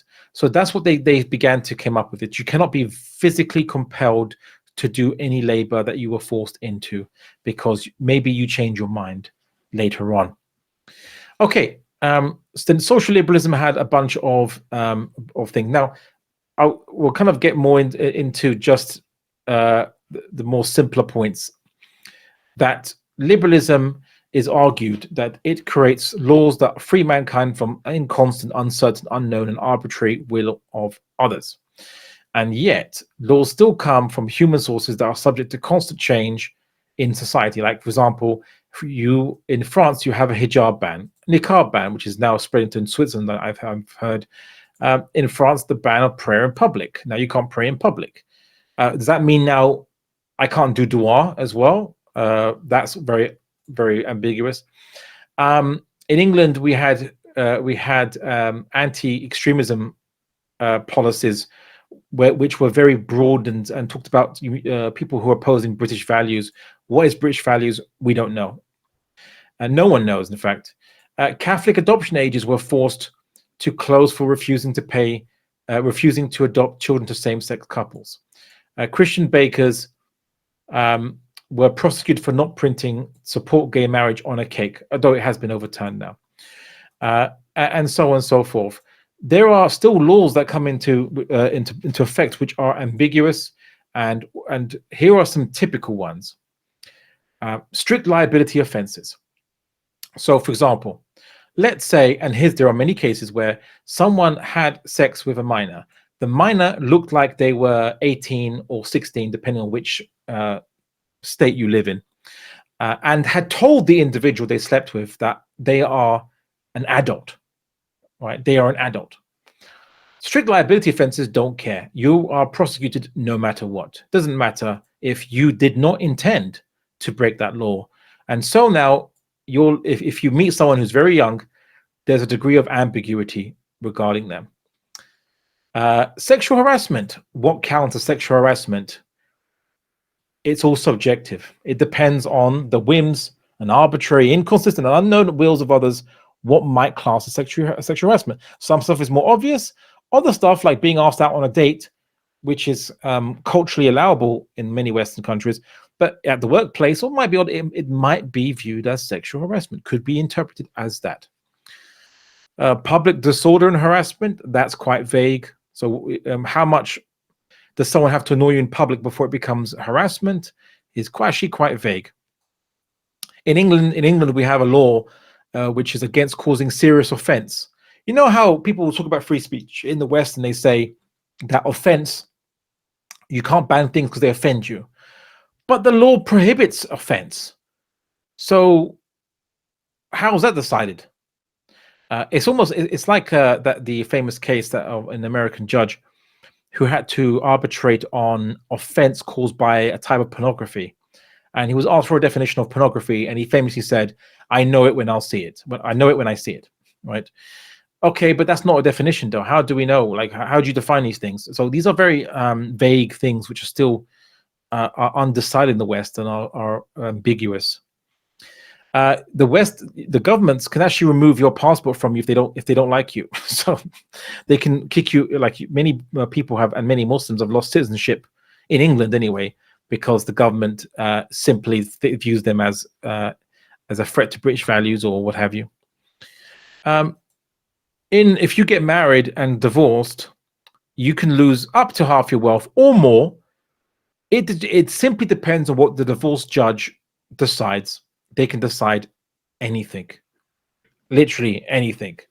So someone cheats on you. Let's say your wife cheats on you with another man. And the judge can say, okay, well, you guys are gonna get divorced. You're the main breadwinner, so you leave the house. She gets the house, and she brings her boyfriend into that, the one that she cheated on you, into the house that you paid for, is your property, but she gets to live in it rent free, because that's determined to be fair, and that's actually determined on the premise of equality, by the way. So they say that men and women are equal, so the spouses have to. There's like an equal sharing of the wealth, and if one person doesn't work and the other person does work, the person that does work has to provide money for those that doesn't work, and also there's alimony, so they have to look after them after the divorce has happened. So let's say you're a guy and you make the money in the house. Your wife cheats on you, and then you find out about her. You're upset. She's exposed. She divorces you. She can keep your house. She can keep your car if she says that she needs it, and you still have to pay for her, even though she cheated on you. And the guy she cheated on obviously can live with her in the house that is yours. That's fairness in the West. Oh, here's one. In the West, it is you are allowed to drink alcohol. Now, there's actually a law in the West that prohibits you from, at least in England, maybe in Canada too. It's technically illegal to be drunk in public. It's actually technically illegal, but they don't usually enforce that law. But here's the problem: you can't give consent to sex when you're drunk, right? You can't. Right? So if someone sleeps with you while you're drunk, it's rape. Okay. But you can be punished for what you do when you're drunk, even if you're drunk. Does that make sense? So you're legally liable for your choices when you're drunk, but not if someone has sex with you, even if you appear to give consent, or even were the sexually aggressive one. I remember there was a situation of two students. There was a drunk girl and a guy. A drunk girl came onto a guy. The people took her off the guy because she was drunk, and they said her friends took her off, saying like, don't, you're drunk. But she was like constantly going to the guy, trying to go to him, even really aggressively, sexually, trying to sleep with that guy. She was initiating it, and aggressively so. And then the friends took her away out of the party in some dormitory, took her to her room. She snuck out of her room, went to the guy's dormitory, slept with the guy.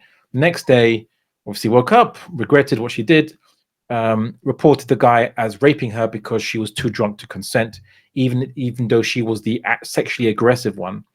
And the only thing that saved the guy was that the guy was also too drunk to consent. So in essence, they raped each other, right? And that was the only thing that saved the guy. If the guy had not been drunk, even though he didn't initiate, even though she was actually aggressive, sexually very aggressive, he would still be the rapist in that story. And of course, then here's the issue: how do you determine how drunk somebody is? Okay, because some people, they can be drunk and they can still walk normally, but they don't remember what they did the night before, and they can regret. So there's an issue. There's also a problem there. Also, by the way, deceiving someone into sex can also be grounds for a type of rape. So if someone sleeps with you and you give consent, but they were wearing a disguise in some way, and in the morning you wake up and the disguise is off, then technically that could be a kind of rape in English law. But here's, by the way, the punishment for that is it could be up to life imprisonment, although obviously the judge will give you usually 20 years or 30 years. Okay. Oh, that sounds straightforward. But then how far do you talk about deception? Does it mean lying to a woman about how much money you make? Apparently that was allowed in a case. But what about makeup? Right? What if a woman wears so much makeup that she looks very different when she's not wearing that makeup? Can you claim that she raped you? It's all vague, but that's liberalism. It can't decide these things, has no way of deciding these things, because it uses very vague philosophical points to establish what is consent, when is consent, how is consent, and at the same time allowing things which disturb the mind, like drinking alcohol, for example. Liberalism has socially approved oppression, right? For example, if you express views that people socially disagree with now or deem to be unacceptable, especially under hate speech laws, you can get fired from your jobs, socially hounded, and prevented from working in the public sector or even any sector if you are known to have these opinions. It's called being cancelled, things like this.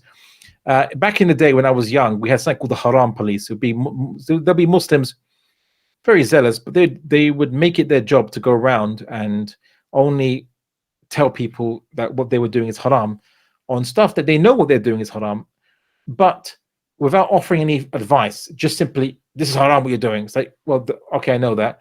It's haram and so on. Okay, but people don't usually respond. If people are doing something they know is a sin, it doesn't change their behavior to tell them that what they're doing is a sin. And to guilt them, unless it is someone who, again, who may be in a society where they maybe they're going through a hard time and they're going to make a mistake because they have a moment of weakness, and then you remind them not to do it and they don't do it, fine. But what about if someone is regularly doing a sin, just simply going around and telling them it's haram, and many of these cases just to feel like they have some kind of power, is not the wisest course of action. Anyway, the haram police. But now we have something else. We have people saying, don't judge me, or don't judge them if you're talking about how people, if they're doing something bad or something that is forbidden or is a bad idea. Like, for example, telling someone that, or that person, she aborted her child, that's wrong for her to do so. Or don't judge her for what she's doing. It's her choice, and especially if someone has questionable relationships history, they say don't slut shame that person. Right? You're not allowed to slut shame them. So this happens still in society, amongst wider society, and so social liberalism was about preventing that happening in wider society. That you can't socially persecute people for having opinions. But what happens is that then liberalism would then deem that if you express an opinion which judges negatively somebody else, then you should be socially persecuted from expressing that opinion, even if you're not condemning the person, but you're condemning what they're doing. So this is where liberalism has a contradiction. That's why you hear some liberals say we should be intolerant only to the intolerant. But that includes you then, because you're saying you're being intolerant, right? And intolerant means not someone who physically attacks other people. It can simply mean somebody who believes that other people are on error. They are wrong for what they're doing. And Jacques Rousseau was actually the first person within the Enlightenment discourse to make that kind of argument. So can people be happy in unrestricted freedom? The problem is freedom or the permission for people to do what they want is based on the assumption that people know best what is good for themselves. Okay, and the argument was that your desires come from you; they don't come from other people. So you know best what fulfillment you need, not other people. But we all know, guys, that that's not actually the case, because most people need advice from other people.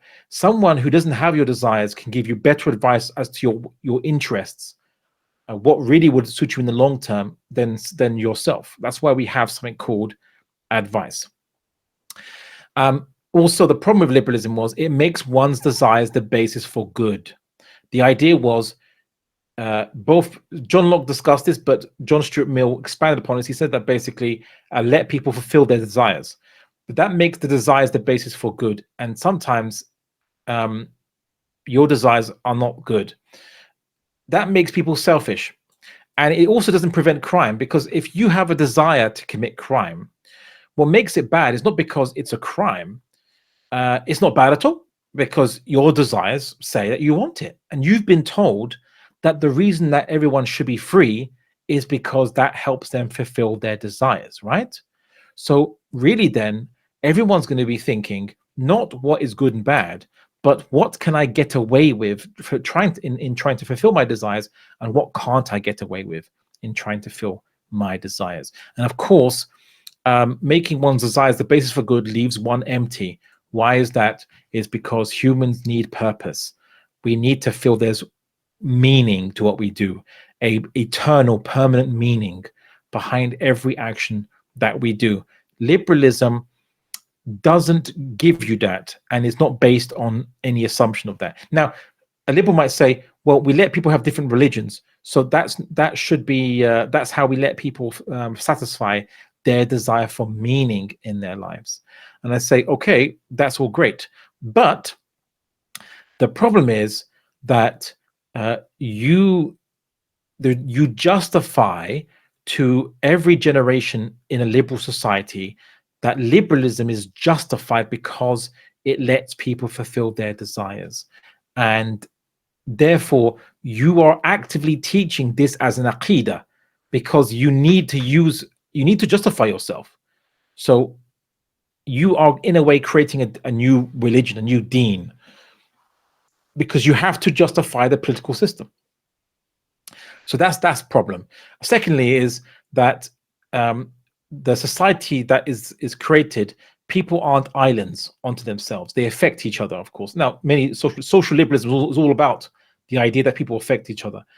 But the problem is that what if I create a society whereby, for example, women are sexually objectified and are viewed as just sexual objects, which are good for fulfilling a particular desire, and yet I'm trying to live as a community, in a community, and with a community, as part of a community, who hold that sex should not occur based on simple day-to-day impulses and desires, but should be based on a commitment for children and a commitment of love and appreciation. You're going to have a clash between the two. There's an environmental clash against someone who's actually trying to follow a particular purpose in life. So then that is going to occur, and liberalism doesn't guarantee or does not aid that individual to fulfill their purpose, and that individual will feel a clash in themselves. So this is why many religious people in the West, if they don't leave their religion, they will feel conflicted as they are encouraged to do things, live a certain way, which is against their own religion, even if they're not physically forced to, unless you're living in France, that is. But they are still pressured by society. So, one example is women Muslim women in the West. Obviously, the idea to wear hijab is there, but women, being humans like anybody else, want to be respected. They want to be listened to, but they notice that in the Western society, women are the more pretty you are, the more you are respected. The less pretty you are, the more you're ignored. So this, and of course, negatively judged by your peers for other women. You think it's the men that do it the worst? No, it's women actually oppress other women socially the most. So then many sisters feel pressured to wear clothes which are, shall we say, somewhere in between, where they show some body shape, they show something of themselves, of their form, but at the same time they cover their hair, or they leave a few bits of hair out the front, or something like that, or like the hijab looks like it's falling off. but they do this to try to do two completely opposite and opposing things at the same time. And that's the issue. Whereas in Islam, we have a solution to that problem, which is that not only should obviously people cover up for modesty, but people should be judged on the content of their character and their piety to Allah subhanahu wa ta'ala, not on how pretty or handsome they look. How about that for a radical idea? And in fact, the more beautiful or pretty or whatever you look in society, the actually more you will be negatively judged as being impious.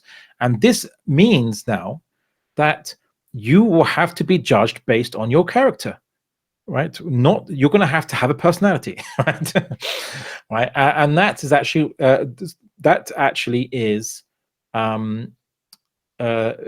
what actually that is liberating to people, to humans, because it means that women don't have to force themselves to look a certain way, to deal with their hair a certain way every morning, or to wear certain things to be respected. Right? They don't have to buy certain things to be respected. So there's that. The only people who ever actually feel oppressed by that really are people, are women who they actually are quite attractive, and they use their attraction as a crutch in society. It's a crutch they have grown to depend on. A lot of that is, I'm not going to go into psychology too much, but when women grow up as little girls, and when people just say, oh, you're so cute, you're so pretty, you're so nice, you're a princess, they treat them so nice just based on how they look. You actually are molding these little girls to use beauty as a crutch in the future, because they haven't had the opportunity to develop a personality and learn how to attain their needs in society by means of their personality. They have to use their beauty as a crutch. So they would view it as oppressive. Modesty would be oppressive to such women, because they've grown up accustomed to their looks getting them what they need, and you're now removing. It's like taking someone's credit card away. What they can't get what they need anymore. So this is one issue that Islam deals with. The other issue is, what's the point of freedom, right? They will say happiness. The problem is that Aristotle posited that humans ultimately sought eudaimonia, right? Not fame, intellect, or wealth, which he believed was only attainable through virtue and contemplation. So humans, eudaimonia, I suppose you could mean, in Greek, it literally means blessed by the gods, or like given good by the gods, goodness by the gods, or blessings by the gods. But what it means is that what he argued was that actually attaining virtue and knowledge is actually the true happiness in society. And so really, freedom, if it was to mean anything, is the freedom to attain virtue without being forced to be non-virtuous, without having social pressure on you to be bad, and also to have the freedom to gain knowledge and to improve your knowledge. But Thomas Hobbes reinterpreted happiness to mean the gratification of the senses, the constant gratification of the senses. Impulses, you have to satisfy your impulses. If you do it all the time, that's what he called happiness. Just continually satisfying your impulses is happiness. That's how he defined it. And that became part of liberalism's, in a way, akhida, you could say, was that the purpose was the pursuit of material things. So what is the point of freedom? The point in Islam, freedom is, Islam provides real freedom to individuals. It allows us to follow our purpose in life with minimal of obstacles. So you can attain God consciousness, you can attain piety, and at the same time, you can attain those things that your body needs and requires. There is marriage available to you. It is done in such a way that you get married to someone, and you don't have to, every day you leave your house, regret or challenge or doubt your marriage, because you're presented with so many opportunity costs, alternatives. Here's who you could have married. Here's this person, you could have married this person, you could have married that person. That's gone, right? Because you don't get to see people who are attractive or who will flirt with you anymore. So you're the only person, ideally, the only interaction with the opposite sex that you have is in three methods, three avenues. One is our family, which you can't marry them anyway. Two is obviously There might be people in your workplace or those you encounter in the market and things like this, but the conversation must be kept purely to business. So it must be professional only. No flirting, no laughing, joking, and what have you. And also no seclusion too. And last but not least, your spouse. So if you want sexual satisfaction, the only person on planet Earth you will see available for that for you, and that you will see attractive to you for that will be your spouse. So Islam's not encouraging. Islam is removing the sources of frustration, the potential sources of that gives you obstacles to being fulfilled. That's why Islam and the Sharia is viewed as a mercy to mankind. It's a mercy, right? Yes, you can be pious without the Sharia being applied as a political system. True, but it's not going to be easy. It's not going to be easy. Islam provides real justice because it's not based on the formula of simply let's make everything equal. I'll get to some verses of Quran on that one. But rather, what do people deserve? Yeah. So what do people deserve? And Allah subhanahu wa ta'ala understands humans what they deserve the most. So in Islam, justice is defined as giving to people what they deserve, and especially what rights they have over you. It's not about using the term equality as the basis for what is good and what is bad.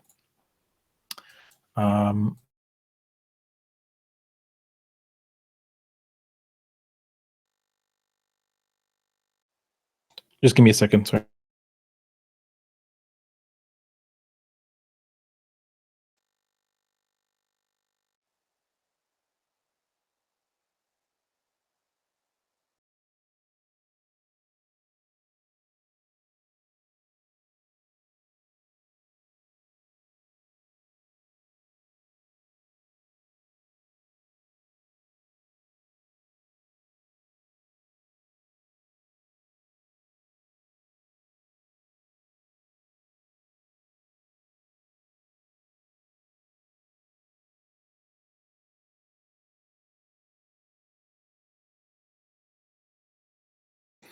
Okay, I do apologize for that. It's been obviously some 2 hours now, so I've got some messages and things like this.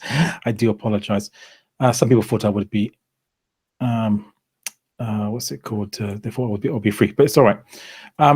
Islam is based on texts that limit and restrict interpretation, so it's not a free fall. So in France, liberals will be happily saying that you can ban the hijab, and liberals in Canada will be happily saying you can't ban the hijab, well, unless you're in Quebec. But anyway, so, something with the French speakers there. So this is where you would have Islam is actually truly tolerant, because once Islam says that something is permissible, it is permitted, and what is haram, it is forbidden, and no one else can change that, right? Also, Islam is truly tolerant because Islam allows people who are upon error, who are upon falsehood, to exist as Ahl Dhimma. So they are people of the covenant or contract, and their relationship to the state is based on well, I suppose it's on military waiver. So the males of military age of the Ahl Dhimma, they can choose to serve in the Muslim armies. If they don't choose to serve in the Muslim armies, as every Muslim man must do so, I might add, as a reservist, every Muslim man of military age must be a reservist in the Muslim armies. So if a non-Muslim man wants to serve in the Muslim army as a reservist, fine. If he doesn't want to, he's given the choice of just paying a military waiver, the jizya, whereby that money will go to preserving the borders of the state, but he'll be protected. Women and children, of course, don't pay anything, and of the elderly and disabled, Ahl Dhimma don't pay anything at all. Obviously, it's just males of military age. So, but they'll be protected, and not only will they be protected, but they'll be under their own law system. So if they want to have their own, sort out their own community affairs according to Judaism, Christianity, Zoroastrianism, what have you, they are allowed to have their own law courts, and in many cases their own police. for their own communities to ensure that they follow their own law system, and Islam will not be forced upon them. So they can drink wine, they can have pig farms. That actually happened and was noticed in 10th century Iraq. A Muslim was passing by, noticed when they saw a village that had pig farms, they thought, oh, that must be a Christian village. So Islam actually is truly tolerant. We don't say, no, one law for everybody, and it has to be the law that the majority decides. There must be, people must follow Ottoman values or Umayyad values. No one talks about, no, that's rubbish. You don't get that one law for all determined by the majority mindset that you have in the West. Hence, Islam better prevents ethnic and religious persecution and the oppression against minorities, because the Islamic system is not based on nations or tribes, but on what you believe as good and bad. And what you believe is good and bad, and the God you worship and all this, this defines you more than these arbitrary things that you're born into. So Islam is actually truly fair. It removes ethnic and nationalistic considerations. Islam guarantees the just distribution of resources. Now, I haven't gone into that much in this lecture because there's just, there's quite a lot. But what I will say is that Islam does have a system where it's not like communism and it's not like capitalism. It's somewhere in between. And I can go into that. But for example, interest banking is prohibited.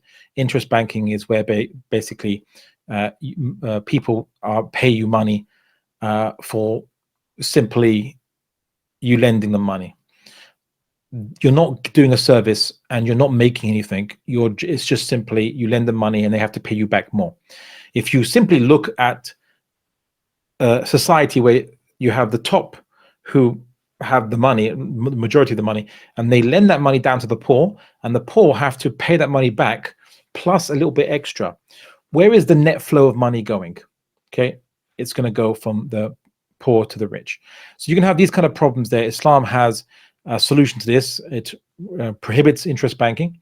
It has other ways of investing and lending, as well as waqf and so on, trusts. And at the same time, it has a wealth redistribution system called the zakat, a wealth tax, not a tax on your income, but a tax on your wealth, whereby every year 2.5% of your wealth if you have money up to a certain amount must be paid, rather than just a one-off tax that's paid by when you pay the income tax. It's not a one-off, it's paid every single year for as much as you have money. So ultimately, Islam is merciful in justice, unlike material systems. Now, there's much more I could say. If you want, Islam and economics, I've actually discussed a comparison between all these things here. So Islam prohibits interest, hoarding, monopolies, permanent income tax, and instead has a wealth tax, bimetallic currency. So money is linked to something, to a physical resource that costs money to extract. After these limitations, the market is unregulated, so you don't have things like, oh, you did insider trading, so we're going to for stocks and shares, we're going to basically prosecute you for this. Islam distributes unused land, so you have to use your farming land. If you don't use it, you lose it. If it could be used for farming and you don't use it, you will lose it. And of course, Islam says that public resources cannot be privately owned or nationalized, but they are public property, like water, forests, oil, uranium, and so on and so forth. These belong to the people. So there are hadiths that talk about these things, which I can say. So I'll end up on these two hadiths, which is in the Quran, where Allah subhanahu wa ta'ala says, translation, we sent our messengers with clear signs and sent down with them the book and the balance, so that men may conduct themselves with justice. So the balance helps tell the criteria that Allah subhanahu wa ta'ala gives to us, helps us establish justice. Giving everything what is due to that thing. So Allah tells us the rights people have on us, we have on other people. And of course, Islam illustrates, as it says in the Quran, Surah Al-Baqarah, that but you may dislike something which is good for you, and you may like something which is bad for you. God knows why you do not know. So I've kind of really just given a very brief summary of, and I could go for much longer, and I'm happy to take questions on this. But there is much more to cover in how the Sharia deals with human solutions. But I think I will just deal with some of the main problems of liberalism and how Islam basically does not have these problems. It nips them in the bud, and people actually are able to live more as authentic humans rather than as authentic individuals. Liberalism talks about authentic individuals. Islam talks about authentic humans, fulfilling your fitrah, fulfilling your purpose that you were created for. Okay, and if you want for more information, then I think the I3 Institute does well, now they're called Muslim Blueprint courses, so this is a bit outdated. Muslim Blueprint courses, or used to be called the Young Da'i courses, that go into all these things in much more depth and detail. So on that note, barakallahu feekum for your patience, and I will leave it there, inshallah. So I'm happy to take any questions or comments from anyone. Jazakumullah khair, Brother Abdullah. It was very beneficial. Inshallah, now we will open the floor for questions. So if you have any questions, you can just raise your hand or open your mic and ask the brother, inshallah. Assalamu alaikum. Wa alaikum assalam. Barakallahu fiqh, Ustadh, for the very enlightening presentation. Pardon the pun. I was actually very glad to see mentioning of Jean-Jacques Rousseau and John Stuart Mill. I wanted to point out something quickly, that Jean-Jacques Rousseau has a famous quote where he says, "Man is free but in shackles everywhere," which is very analogous to what Islam believes in, following your shahawat. And you actually kind of highlighted this point very well when you were talking about kind of the beauty and fashion industry for women, like the book Beauty Sick. I'm sure you've heard of it. So that's a very interesting thinker that you covered, as well as John Stuart Mill, which is kind of like the I would say the foremost attaché to modern liberalism as we know it today. I wanted to ask your opinion and see if you can highlight something about Voltaire, because Voltaire was also someone who was a proponent in the Age of Enlightenment, and actually he was actually very anti-Islam. I believe he had wrote a play mocking the Prophet ﷺ. So would you be able to explain how he fits in the picture of enlightenment and liberalism? Okay, so Voltaire is widely known for his in the West, his critiques of Christianity and blind faith towards the Christianity, and he has made some critiques that got into a lot of hot water about Christianity. And in some ways, he has a mixed relationship when it comes to Islam, because sometimes he praises it for aspects that Christianity doesn't have, and sometimes he criticizes it because it's a religion like any others that he feels shackles people's minds and makes them believe in dogmas, as he calls it. Ideas which are unquestioned, ideas that are meant to be taken uncritically. So he's obviously famously cited as saying that I hate what you say, but I will defend to the death your right to say it. He didn't actually say that exactly, but it's deemed to, it was someone, a commentator on Voltaire said that was the spirit of what he was saying. So people usually cite Voltaire when it comes to the idea of free speech in terms of within liberalism, and the idea of where to set the limitation of what you can and can't say in public. And this is actually a very interesting point, because I wrote an article on this about free, and I've debated people on free speech. So Islam believes in the right of everyone. So Islam gives the right of every human being to voice their honest opinions. So you can voice your honest opinions for the sake of the pursuit of truth. The point of being able to express your opinions is the pursuit of truth. That's the purpose. It's not about people have a cosmological right to have Tourette's, voluntary Tourette's, right? You know Tourette's, where people insult and say bad words as a tick they can't control. That's the point. Is the pursuit of truth. There must be purpose behind something. You can't simply say we let free speech be there just for its own sake, for the lols, as they say, right? It must have a purpose behind it. Otherwise, what's the point of free speech? So I often argue, what's the point of free speech? Now, many of the Enlightenment thinkers made this argument. They said that free speech is purposed for the pursuit of truth because it's a prerequisite for open and honest debate. Okay, that's fine. But then I counter, so what's the point of allowing insult? Gratuitous insult, intentional insulting. Why is that allowed? People restrict the right. It's not a right to slander somebody or use defamation against them.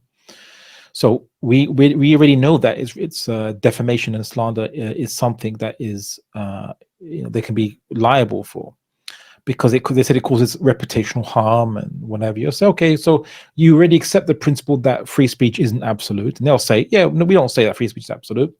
Okay, so if that's the case, then, and they'll say, well, only because of harm. So they'll say, and this is the harm principle, where people often cite this, was cited as to how do you, why is it wrong to infringe upon someone's sovereignty, okay, someone's liberty or sovereignty, right? Why is it wrong? So initially, natural rights was the idea that it was your natural rights that you have this liberty, and then that was destroyed in the West by criticisms by atheists and cynics and others that said, well, I think Jeremy Bentham said it's nonsense on stilts. So they needed a new foundation for that aqidah, right? So they jumped on the harm principle, that it was actually causing pain, and John Locke kind of intimated that this would be an additional reason why you'd have guaranteeing people's freedom, or why you'd guarantee you need people's consent because it causes them pain and suffering. So the harm principle, but John Stuart Mill was the one who majorly came up with that. Now here's what they say. They say that libel and slander is wrong because it causes harm and eventually, to a person's reputation, life, and makes them suffer in some way. I'll say, okay. If that's what you say, let's be consistent.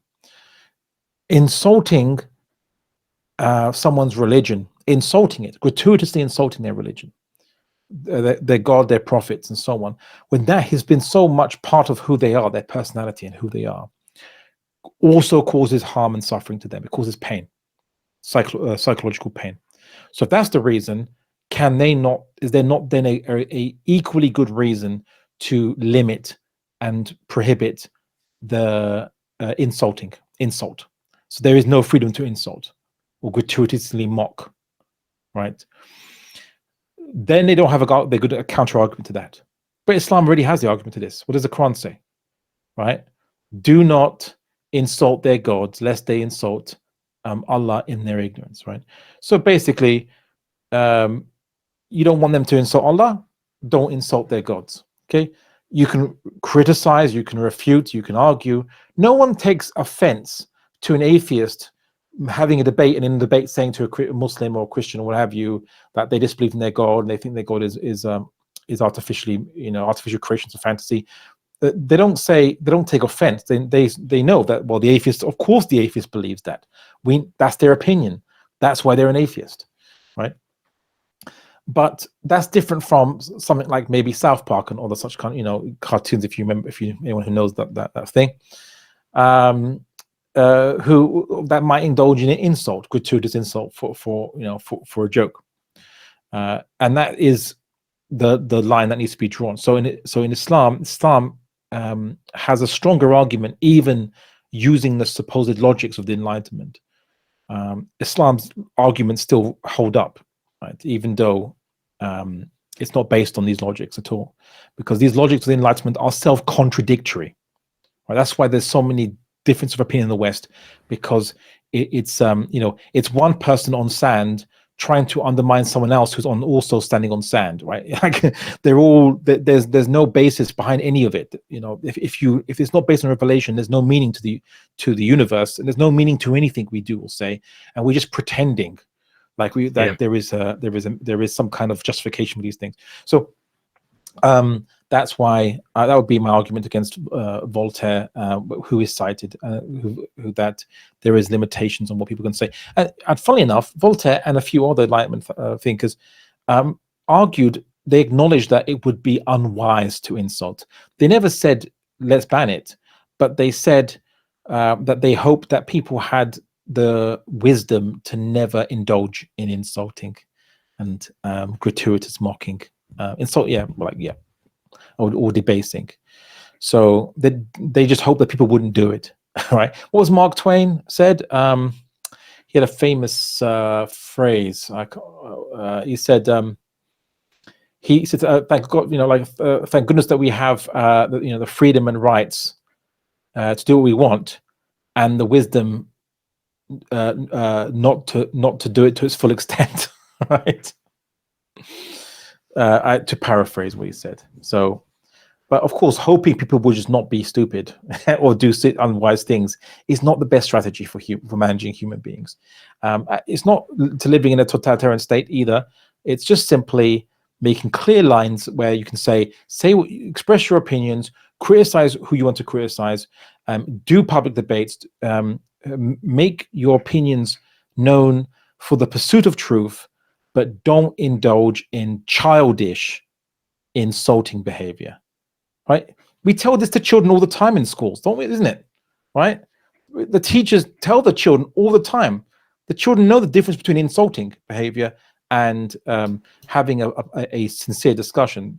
And the teachers meant to educate these children, and yet when you get older, these limits don't seem to exist anymore. So. Very true. So essentially, in a nutshell, Voltaire is basically telling us that there's no such thing as absolute free speech.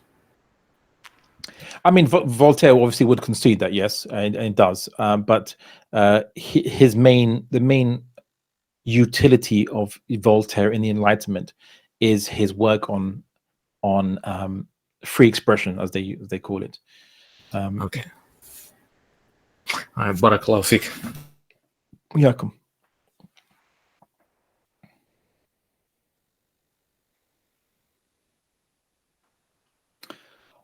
I also want to highlight to everyone that if you want an in-depth refutation of capitalism, capitalism is the economic system of liberalism, right? It's the Marxist word for it. It's what the socialists call it.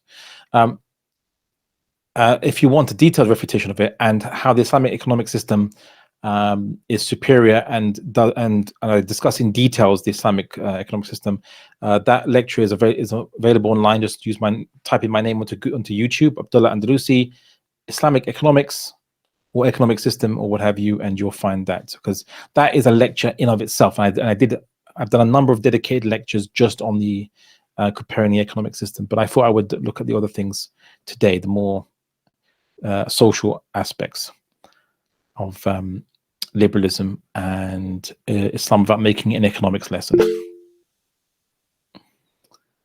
Okay, Baha, go ahead. You have your hand up. Assalamu alaikum. Thank you for the very informative lecture. I just had a few questions about the points of Islamic fiqh that you mentioned, like the laws concerning dhimmis and jizya and things like that. Where can we learn more about that? Because I feel like that would be an area of deep fiqh with a lot of disagreement. I have a few books on like fiqh, and usually these are like mentioned all the way at the bottom, all the way at the end.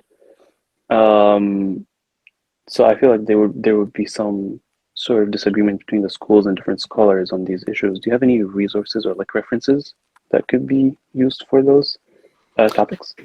Yeah, well, Ibn Qayyim al-Jawzi discussed the fiqh of Ahl al-Dhimma in his famous work that titled that.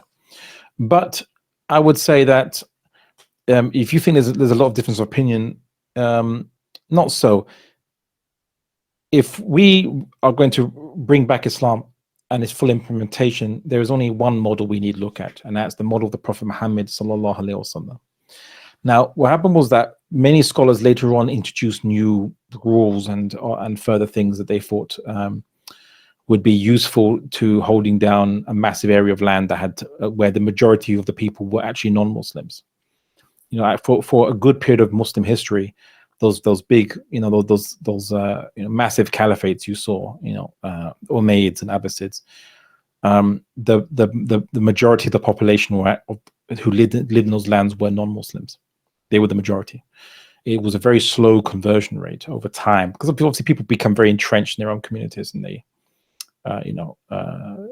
that was a slow change. But many classical scholars implemented these other laws and things, and you know, like a church steeple can't be higher than a mosque and things like this. But if we look at the very minimalist rules that the Prophet Muhammad sallallahu alaihi wasallam implemented, it's very minimal. Right? Like there's literally none of that in the rules that he implemented. It was very simply, they do what they need to do. They live according to their deen. We live according to our deen.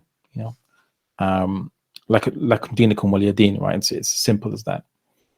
So as long as they do not transgress against, they commit a collective and dedicated and planned breach of their covenant against the Muslims. What that means is that the whole community rises up under their leader and attacks the Muslims. Basically, that would be a breach of the covenant. But a single individual, dhimmi, doing so is just a criminal, and the repercussions are just to himself. Now, these things are usually these very basic minimals, and I'm only here to discuss as a Muslim the commonly agreed aspects of Islam. And in this is commonly agreed a very minimal approach to a very minimalist approach to Ahl al-Dhimma, which is let them do what they need to do, and that's it. If they enter into a contract with a Muslim, the Muslim obviously can take them, and there's a dispute, they can go to an Islamic court. If they kill a Muslim or they commit a crime against the Muslim, then it goes to an Islamic court. If it's a crime within their own community, they can resolve it amongst themselves in their own court system.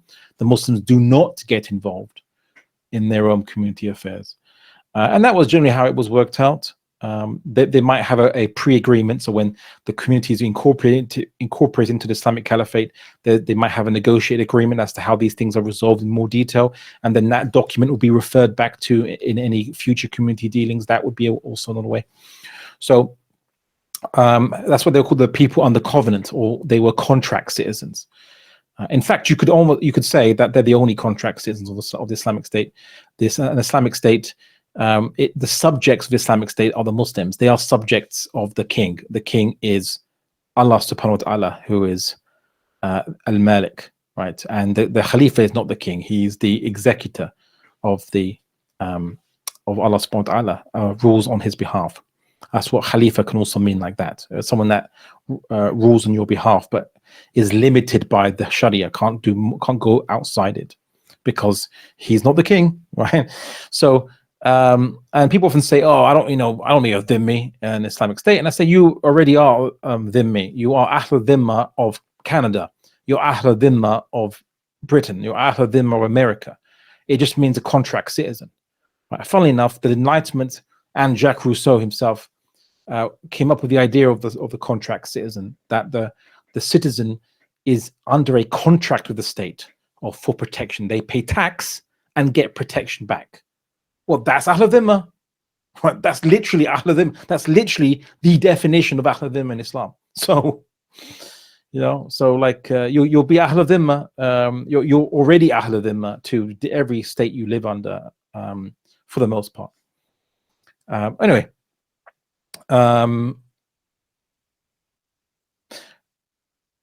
as the areas of ikhtilaf usually are in issues of can you treat polytheists as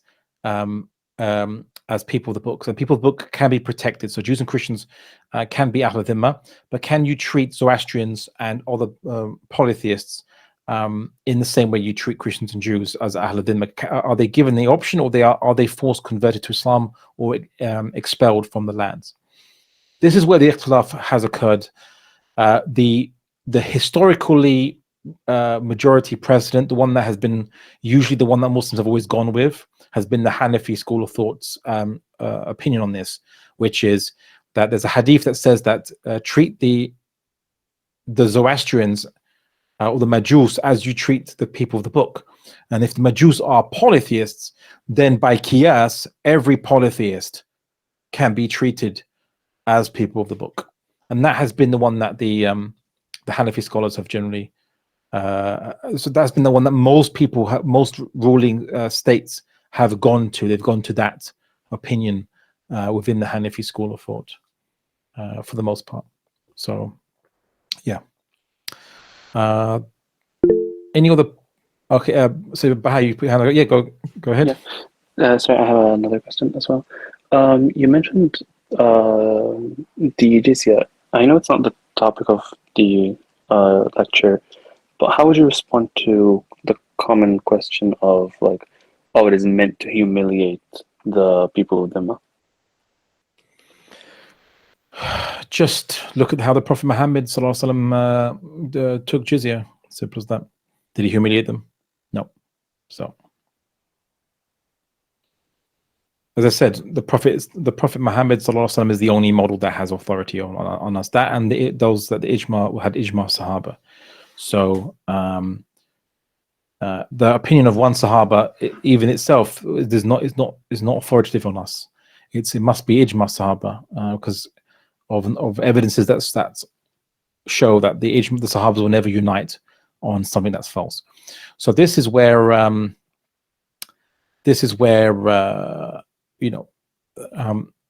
where we use as a model for. That's what we use as our model. I'd often say, I also say, an extra part to this whole lecture I've been given today. Now, I've consciously wanted to focus on liberalism and not mention feminism. And the reason being is because after much research into feminism for years and years and years, I came to an understanding about with feminism of what it really actually is, how you define it. And feminism is very simply,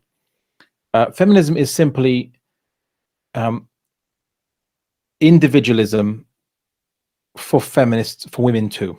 Individualism for women too. That's it. That's pretty much it. So if you're a liberal, feminism is just basically extend liberalism to women as well. If you're a social liberal, extend socialism to women as well. That's second wave feminism. If you are a Marxist, extend that to women as well. That's why there's Marxist feminism. Like women are sovereigns over themselves as well.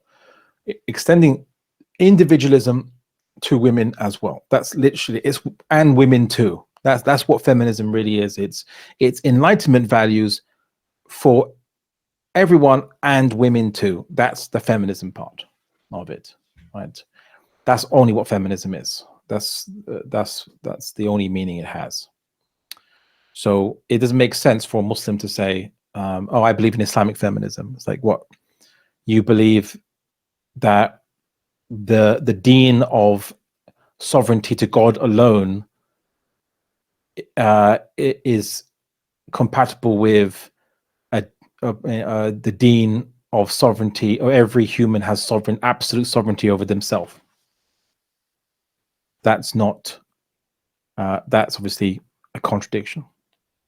So men and women in Islam, we have rights and we have duties, and the duties are due to the differences, because as also Aristotle says, you treat identical things identically, but you treat non-identical things then, by the corollary is you treat non-identical things non-identically. So you can't treat men and women exactly the same. So you don't expect women to go out to war.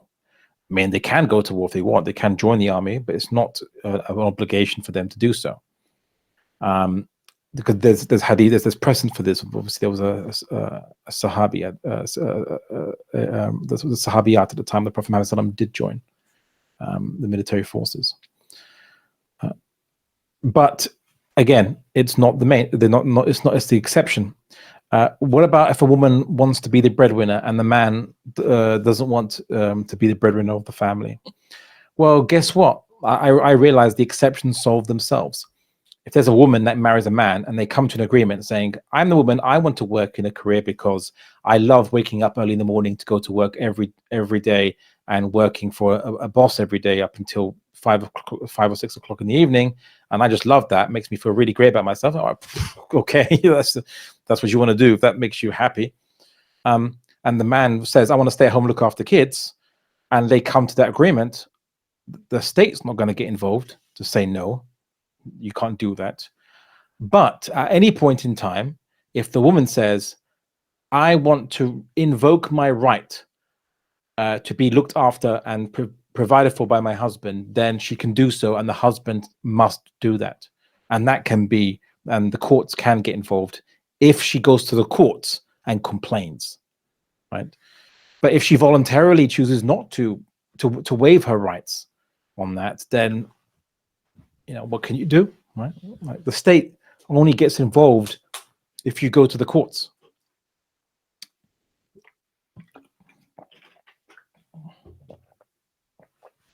So I came to the realization that the exceptions solve themselves.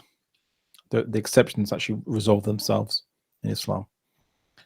So the gender roles are mostly about the family obligations, and that's it, pretty much, because there's no absolute prohibition that women can't be people can't engage in marketplace work or be craftsmen or anything. There's no absolute prohibition on any of those things. But it's just, but in a family unit, the man is expected to be the provider, and she has a right on a husband to do that. And of course, to feminism, this is an anathema to feminism. This is gender roles is something that in gender roles in culture was attacked in the second wave feminism. Gender roles enshrined by law was attacked in first wave feminism. So the first wave was is the law having different rules or different expectations or laws for men and women, or any kind of differences in the law for men and women was attacked in the first wave feminism. And then the idea of different social expectations were attacked in second wave feminism, and so on. So this is where that change happened in the West, as individualists who were female individualists, and that's what they are, simply said, we demand individualism too for women. Like if our society is based on the aqidah of individualism, then it must apply to women as well, right? Because we are individuals too, and that's it. That's simply what feminism is. It's just apply individualism to women too, and that's it. Any other questions, comments, or contentions? If I've said anything you disagree with or you want to challenge, I also welcome that. It's often instructive and beneficial for everybody to hear that. So would Islam technically not be against individualism, or would you say it's like I'm kind of I'm just thinking of what you just said, because there is also preservation of the gender roles, which is centered around the family, but yet if individualism comes in, then it might be arbitrary and people can take it to their own subjective conjecture, and that way they can play out this individualism completely against Islamic gender roles. That's my thought on it. So I don't know if it would be compatible. Basically, I'm saying I don't know if the individualism in feminism would be compatible with the Islamic gender roles, because it is a man-made or woman-made construct. So therefore, there's a lot of room for errors and flaws, and the breakup. Well, not necessarily. It could eventually lead to the breakup of the family unit, but what's your take on this? Well, you speak about it as if it's a hypothetical. I mean, it's happening all around you. So it's actually happening as we speak. So basically,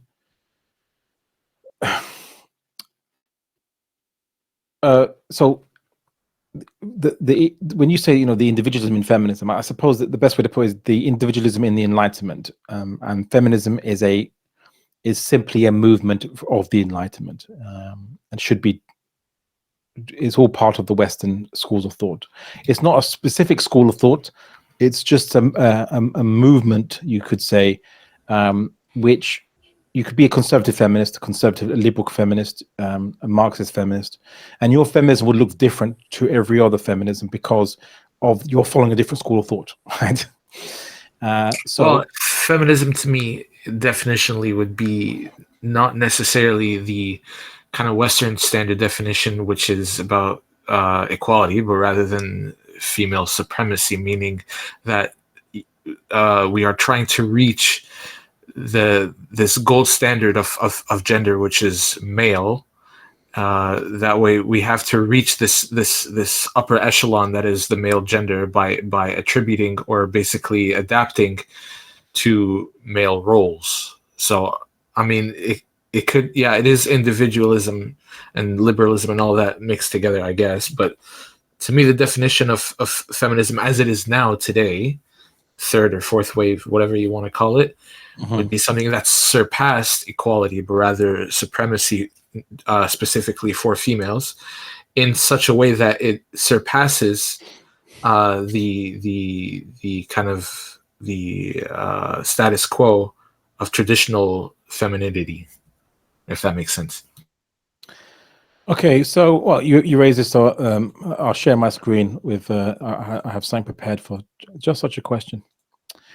Okay. Can you see all my? Can you all of you see my? Okay.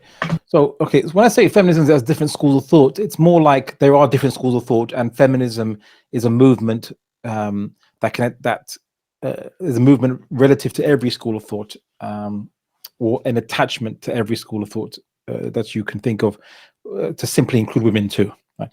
So.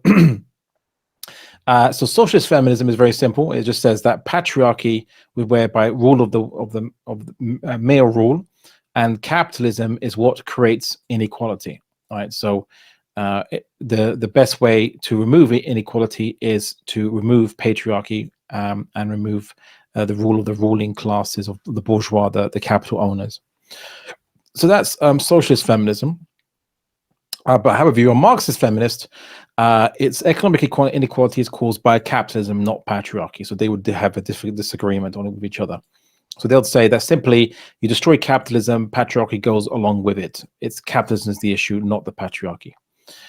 So the Marxist feminist will not care about fighting the men as a ruling class, but fighting the wealth owners who just happen to be men majority. But once you remove all the wealth owners, then there's no monopoly of wealth owners, and therefore there's no patriarchy anymore. So why not? So you don't have to add a patriarchy as an additional target. Materialist feminism, which is similar to Marxist feminism, but they would argue that capitalism and patriarchy isn't the only reason of inequality, and they might argue for cultural reasons, all those such things. So that these are all similar to each other, but they vary to some extent. You have anarchist feminism, which is simply no state, no problem. If there's no state, there's there's going to be no patriarchy anyway. So get rid of the state, get rid of the problem. Classical liberal feminism, first wave feminism, is called legal equality. Make everyone equal under the law. That's it. This could also be a conservative feminist as well. So conservative feminists say, as long as men and women are equal under the law, but I'm a social conservative. I support the positive assertion of gender roles by the state in society, just encouraging it, not forcing it, but the positive encouragement of gender roles by the state through advertisements, through resources, through what have you, through state education. But in law, everyone's equal, right? So then you are a classical liberal feminist, or today maybe a conservative feminist. Liberal feminism is the mainstream one that you will know, legal and social equality. So there shouldn't be an expectation of gender roles in society enforced by culture, right? As well as no laws that discriminate. Of course, if you want to get the real wacky kinds of feminism, and I'm not kidding you on these ones. These do exist. Check it for yourself. radical feminism, and with them you have separatist feminism or political lesbianism. I'm not joking on this one, which is they'll say the problem is that women are subjugated because we have sex with the opposite side. We have families with the opposite, our enemy. So we need to separate from our enemy and not marry them, not have families with them, and then women can truly be free. If we just stick to women, women should be separate from men, like completely, right? And we should satisfy our sexual urges with each other as women and not with men, because if you satisfy them with men, then men control us and we have children, whatever, that are controlled, they are used to control us with, yada, yada, yada. Radical libertarianism, libertarian feminism is just eliminate gender altogether. There is no gender. We're just humans, that's it. Forget about gender. Female supremacy feminism. Now that's the one that reminded me of the one you mentioned. They argue that the only way to really rule or be ruled, basically. So we rule over the men because a matriarchy will be benign, whereas a patriarchy is malign. Cultural feminism, here's the real interesting one. Instead of trying to be like a man, they say that female characteristics should be raised in status and made benchmarks for wider society, and toxic masculinity must be removed from it. So cultural feminists will simply argue that no, women shouldn't be like men. Everyone should be like women, or women should be the go-to basis for society. So some argue everyone should be like women. That's true. Trans-exclusionary feminism, of which J.K. Rowling is one of them, or the TERFs, they reject the gender fluidity. They would argue that men who identify as women should not be recognized as women. This is an invasion of men into our privilege. That they have privileged position, and they're now trying to take over what remains of ours, what female privileges we have. So we need to reject that. We need to fight against that. So they're called TERFs, trans-exclusionary feminists. Then you have single issue positions, which vary, and they vary across the schools of thought that feminists attach themselves to. So obviously the idea of trans feminism, which is the idea that women's rights for anyone who identifies as a woman, that we should fight for the rights of anyone who identifies as a woman, but anyone can identify as a woman. Sex negative feminism, which is that we should not support women's rights to be prostitutes and models and things like this. Well, we should discourage it in some way, find a way to discourage that, get state funding to discourage it, because that sexually objectifies women, and that's bad, and it turns women into into sexual objects. And of course, sex positive feminism, a friend of mine jokingly and very cheekily said STI positive feminism is one where as it sounds, which is don't slut shame. Women can sleep with tons of men as much as they want, and sell their bodies and exploit their sexuality as much as they want, and you can't shame them for doing so, and no one should shame them for doing so or discourage it. So there will be women who complain of sexual objectification of women and are trying to fight it, and those who say it's not a problem, the problem is the shame associated with it. And these two fight each other, right? So, and how do you resolve it? You don't, because within the Enlightenment values, how can you determine which one is right or wrong? Right? There's no absolute basis to determine who's right or wrong. Right. Yeah, that actually, thank you for that. That actually kind of opens like more discourse to like how wide and how diverse and various feminism can be. I understand that. I guess the real like crux of the problem here is that it's just it blooms into different human-made construct, like sub-constructs of their own, rather than obviously following the divine.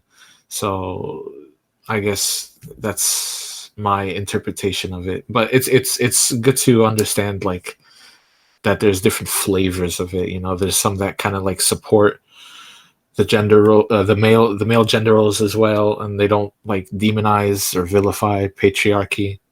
So, I mean, that's good to see. Yeah, I mean, it's one of those things where it's not as straightforward as people make it out to be.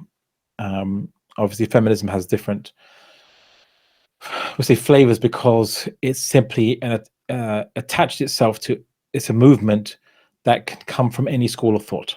It's just simply the "and women too," or "and it applies to women too" thing. So radical feminists are they're the ones who basically would, on the whole, would argue to some extent as either we take on we do what our enemy does, we separate from our enemy, or we advocate that the supremacy of either women politically and socially, or women culturally, or femininity culturally. So that should be the benchmark for society. So hence they're called radical feminists, because they want to make a much more radical change, as opposed to simply just let's apply this to women too, as to women's liberation as individuals. I suppose radical feminism, well, as I said, radical feminists can be anarchists, they can be Marxists, they can be what have you. Radical feminism is just a more extreme way of achieving the goals of feminism, based on every different school of thought or madhab. I suppose only conservative feminists could not be radical feminists, but by definition, because a conservative is about conserving, not making radical changes. Right.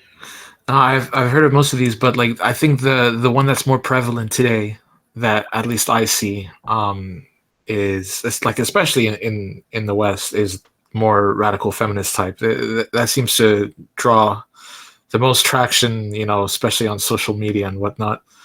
That's the one I'd probably be more familiar with, just in terms of observation.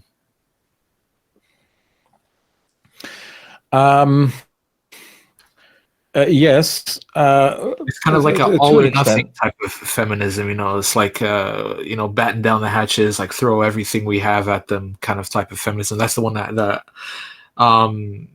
that is given more attention, media attention, and so on. Well, I mean, radical feminism is probably, I think, better explained as and maybe I should have explained it in that way, but I haven't really discussed neo-Marxism with you guys. I've discussed it elsewhere though, and if you go on my YouTube channel, I have a free course there where I go through all the schools of thought in the West, including neo-Marxism. I have a whole session devoted to it, because there was a problem in the UBC, University of British Columbia. There was a neo-Marxist attempted takeover of the Islamic the Muslim Students Association.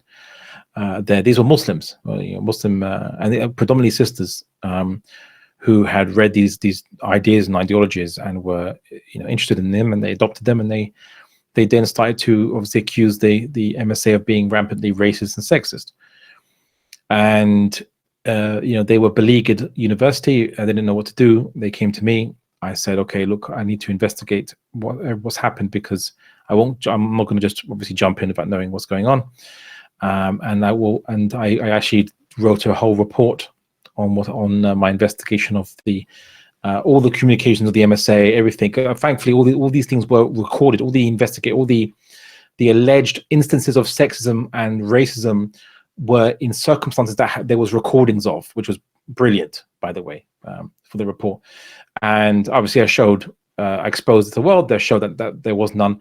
There was none of those things. But the reason why they said there was sexism and racism was because neo-Marxism argues that in what you might deem to be very normal interactions with people, where you're being respectful, they'll simply say that just being normal is sexist, and is being sexist and racist, for example, depending on your race and your gender. So, they, for example, might say, let's say there's a meeting, and well, so usually it can be a neo-Marxist, a woman who's a neo-Marxist, but she makes a suggestion. So a brother at that meeting disagrees, and in a very polite way, with a very measured tone, actually very calm, and actually even hesitant tone, hesitant to offend, as is Canadian style, simply disagrees and respectfully explains the reasoning for the disagreement. The woman doesn't make a counter argument to this. She just says, "You're being sexist to me. You are silencing my voice. You're silencing my opinion. And you're subjugating the female voice." And it's like, well, I've just said I disagreed, and I gave a list of reasons. You can gauge those reasons if you want, but they didn't. So why? Because neo-Marxism it's very complicated to go into, but neo-Marxism argues that the subjugation of women continues in the West worse than before, worse than ever before in history, because it's hidden, right? And it's more insidious and what have you. So and every progress that you see is actually secretly a further means of subjugation of women, right? By the male ruling class, right? Or the patriarchy. It sounds like a conspiracy theory, but neo-Marxists have a very elaborate logic that they use. It's not good logic, but they use it. I'm not going to go too much into it, but radical feminism is basically the solutions developed by many from neo-Marxist backgrounds, where they've said the only way to change what is a normal situation is to create a radical situation, right? And hence they're just called radical feminists. But one could argue that radical feminists are neo-Marxist feminists, or post-Marxist, i.e. postmodernist feminists, who are going to use obviously radical means to liberate women, according to against injustices, real or perceived. And I say perceived because simply disagreeing with a neo-Marxist woman, and if you're a man, simply disagreeing. I didn't say on what. I didn't say, and let's say you could be the most politest, you could be like the most Canadian of Canadian people, right?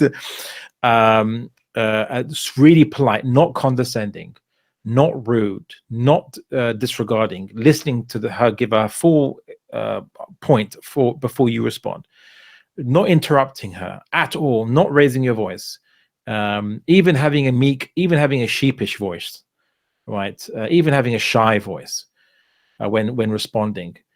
But it's just because you disagreed. It doesn't matter on what. It's just because you disagreed. They'll say you are subjugating the female voice. And so what it actually sounds like is they're arguing that you can't disagree with women at all. Okay. You don't disagree with them at all. You can't disagree. Because if you do, you are subjugating them. Like, but then that creates a situation where then women are always going to be must be obeyed and agreed to no matter what. And then that in a way becomes a matriarchy, because like at least in this system, whatever the neo-Marxists say, they'll say that you can't disagree with a man. No one says you can't disagree with a man, right? But they'll say that you must disagree. You can't disagree with a woman because disagreeing with a woman is just part of subjugating. It's part of the hidden subjugation of women. So this is why neo-Marxists and radical feminists, who probably are from the neo-Marxist background, argue such a very drastic solution, because they say, oh, the oppression still exists. It's worse than ever before, and it's hidden. And as I said, you might think that's crazy. I mean, there are bad things that happen to women, of course, very bad things. The sexual objectification of women is an issue in the West. Yes, that's true. That is exactly true. But you might think it sounds like a conspiracy theory. But if you read their books in depth and detail, it's designed to slowly and incrementally make you think that, basically. And the thing is that because we don't teach our young people today anything about political fiqh and the ideals and the objectives and the purpose and the solution. We don't teach it. And so, people are going to want to find out how to create justice. And if we're not telling them how Islam does it, they're going to go elsewhere. and women just happen to read more than men. Women tend to read more than men. I've seen this across the West. It's probably the same in the Muslim world too. Maybe, I don't know, but I've seen it in the West anyway. Women read more than men. And in UBC, there was actually a massive contingent of Muslim women believing these ideas because they had been passing around these books by Kimberly Crenshaw or Audre Lorde or what have you, and they've been reading it to the point that they started to believe these ideas, and then it became a toxic gender sectarian environment in that university. And of course, one of the three major ringleaders was actually there also was two Somalis and one Sudanese sister. So they then brought in race into it. Now the MSA was also racist, like not just like mildly racist, sometimes racist. They were rampantly racist, right? And there was no evidence of any time where they were racist at all in the instances that they were alleged to have been racist, in those particular instances, which were documented and recorded, which was, alhamdulillah, really great that they were recorded and documented. And I just exposed that. I just published that, and everyone could see. And alhamdulillah, it took a few weeks for it to turn around, but it went from a situation where the MSA was basically besieged, and everyone was abandoning it because they didn't want to be called racist and sexist. It completely turned around, like 180. Against these individuals, as it was all exposed, and I showed how it goes against Islam, what was being said, and I showed this the situation, and it was over, subhanAllah, but it took a lot of research and a lot of investigations. But anyway, that's just a fascinating point for you guys to know. Yeah, barakallahu fiqh. I'd love to actually read that. If do you have it anywhere? Go to my YouTube channel. There's a playlist on courses. And if you look in the descriptions of that, you'll find a link to the report there, as well as the courses themselves. I did 5 lectures at the University of British Columbia. It was a whole week of lectures, basically. And it culminates with me doing a lecture on the report itself. And trust me, there was drama that week. There was so much drama that week because, like the neo-Marxists try to pull the fire alarm on my lecture at the end, and cause disruption, and yeah, there was a lot of drama. Basically, they tried to say, oh, he's a white male man, a white male coming to teach us about this stuff. How dare he tell women about X, Y, and Z? And it's like, okay, well, tell me. I mean, I studied neo-Marxism. I studied these books. I got like tons and tons. Nothing I said was wrong. Nothing. They never said anything I said was wrong. I studied Marxism. And many of them were out and out Marxists. I mean, like, they wanted to put Marxist Das Kapital, his book, in the prayer room, in the musalla, in the books, in the book section. No way. In the musalla. Yes. Yep. And we documented it because I wrote a report that I think had 1,200 screenshots and receipts, basically, to prove everything that was said. No one said that the report was wrong or false, what have you. And I showed Muslims, and it was actually quite instructional. I said, look, when someone says this, it comes from this book and this author, and I would quote the author, and I would quote the book, and I would quote. So the Muslims didn't know this. They didn't know what neo-Marxism is about, but you know it by its more popular name as woke. Yeah. Well, I've talked a lot. I'm gonna give the floor to someone else. But I did just want to leave with a statement, and it's actually about the self-defeating.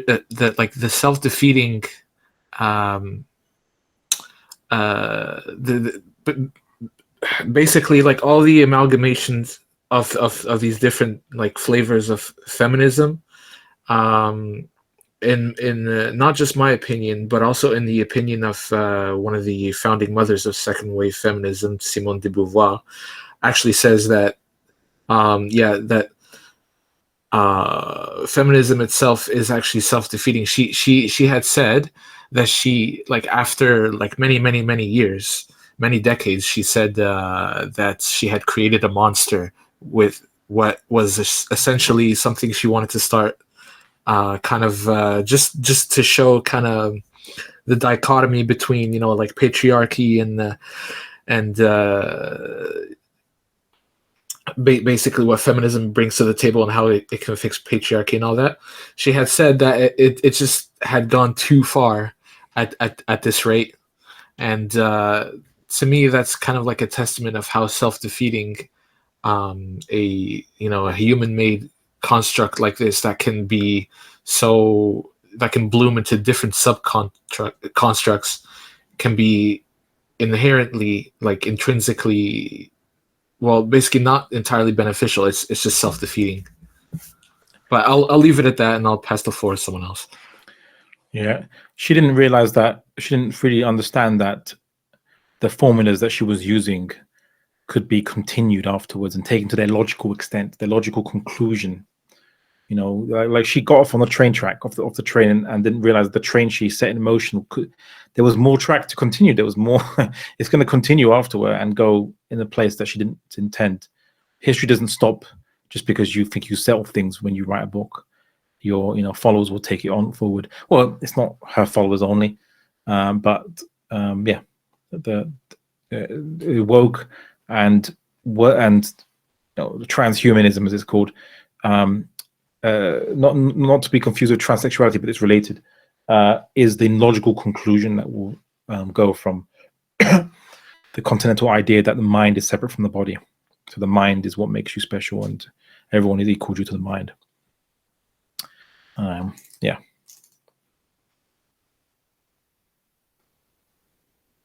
Anyone else?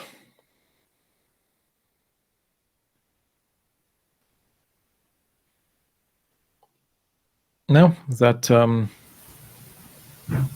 So I think we don't have any more questions. Jazakumullah khairan, Brother Abdullah, for this lecture. It was very informative and beneficial. And thank you for your time and all of your efforts. And Jazakumullah khairan, everyone, for attending and for your participation. So before we conclude, we would love to extend an invitation to all of you to join Dawah Canada and help convey the message of Islam. We have all kinds of positions that need to be filled. So if you're interested, all you have to do is reply to the email we sent out today, and we'll take it from there, inshallah. So that's all from me. Barakallahu fikum. Wassalamu alaikum wa rahmatullahi wa barakatuh. Wa alaikum assalam wa rahmatullahi wa barakatuh. Barakallahu feek.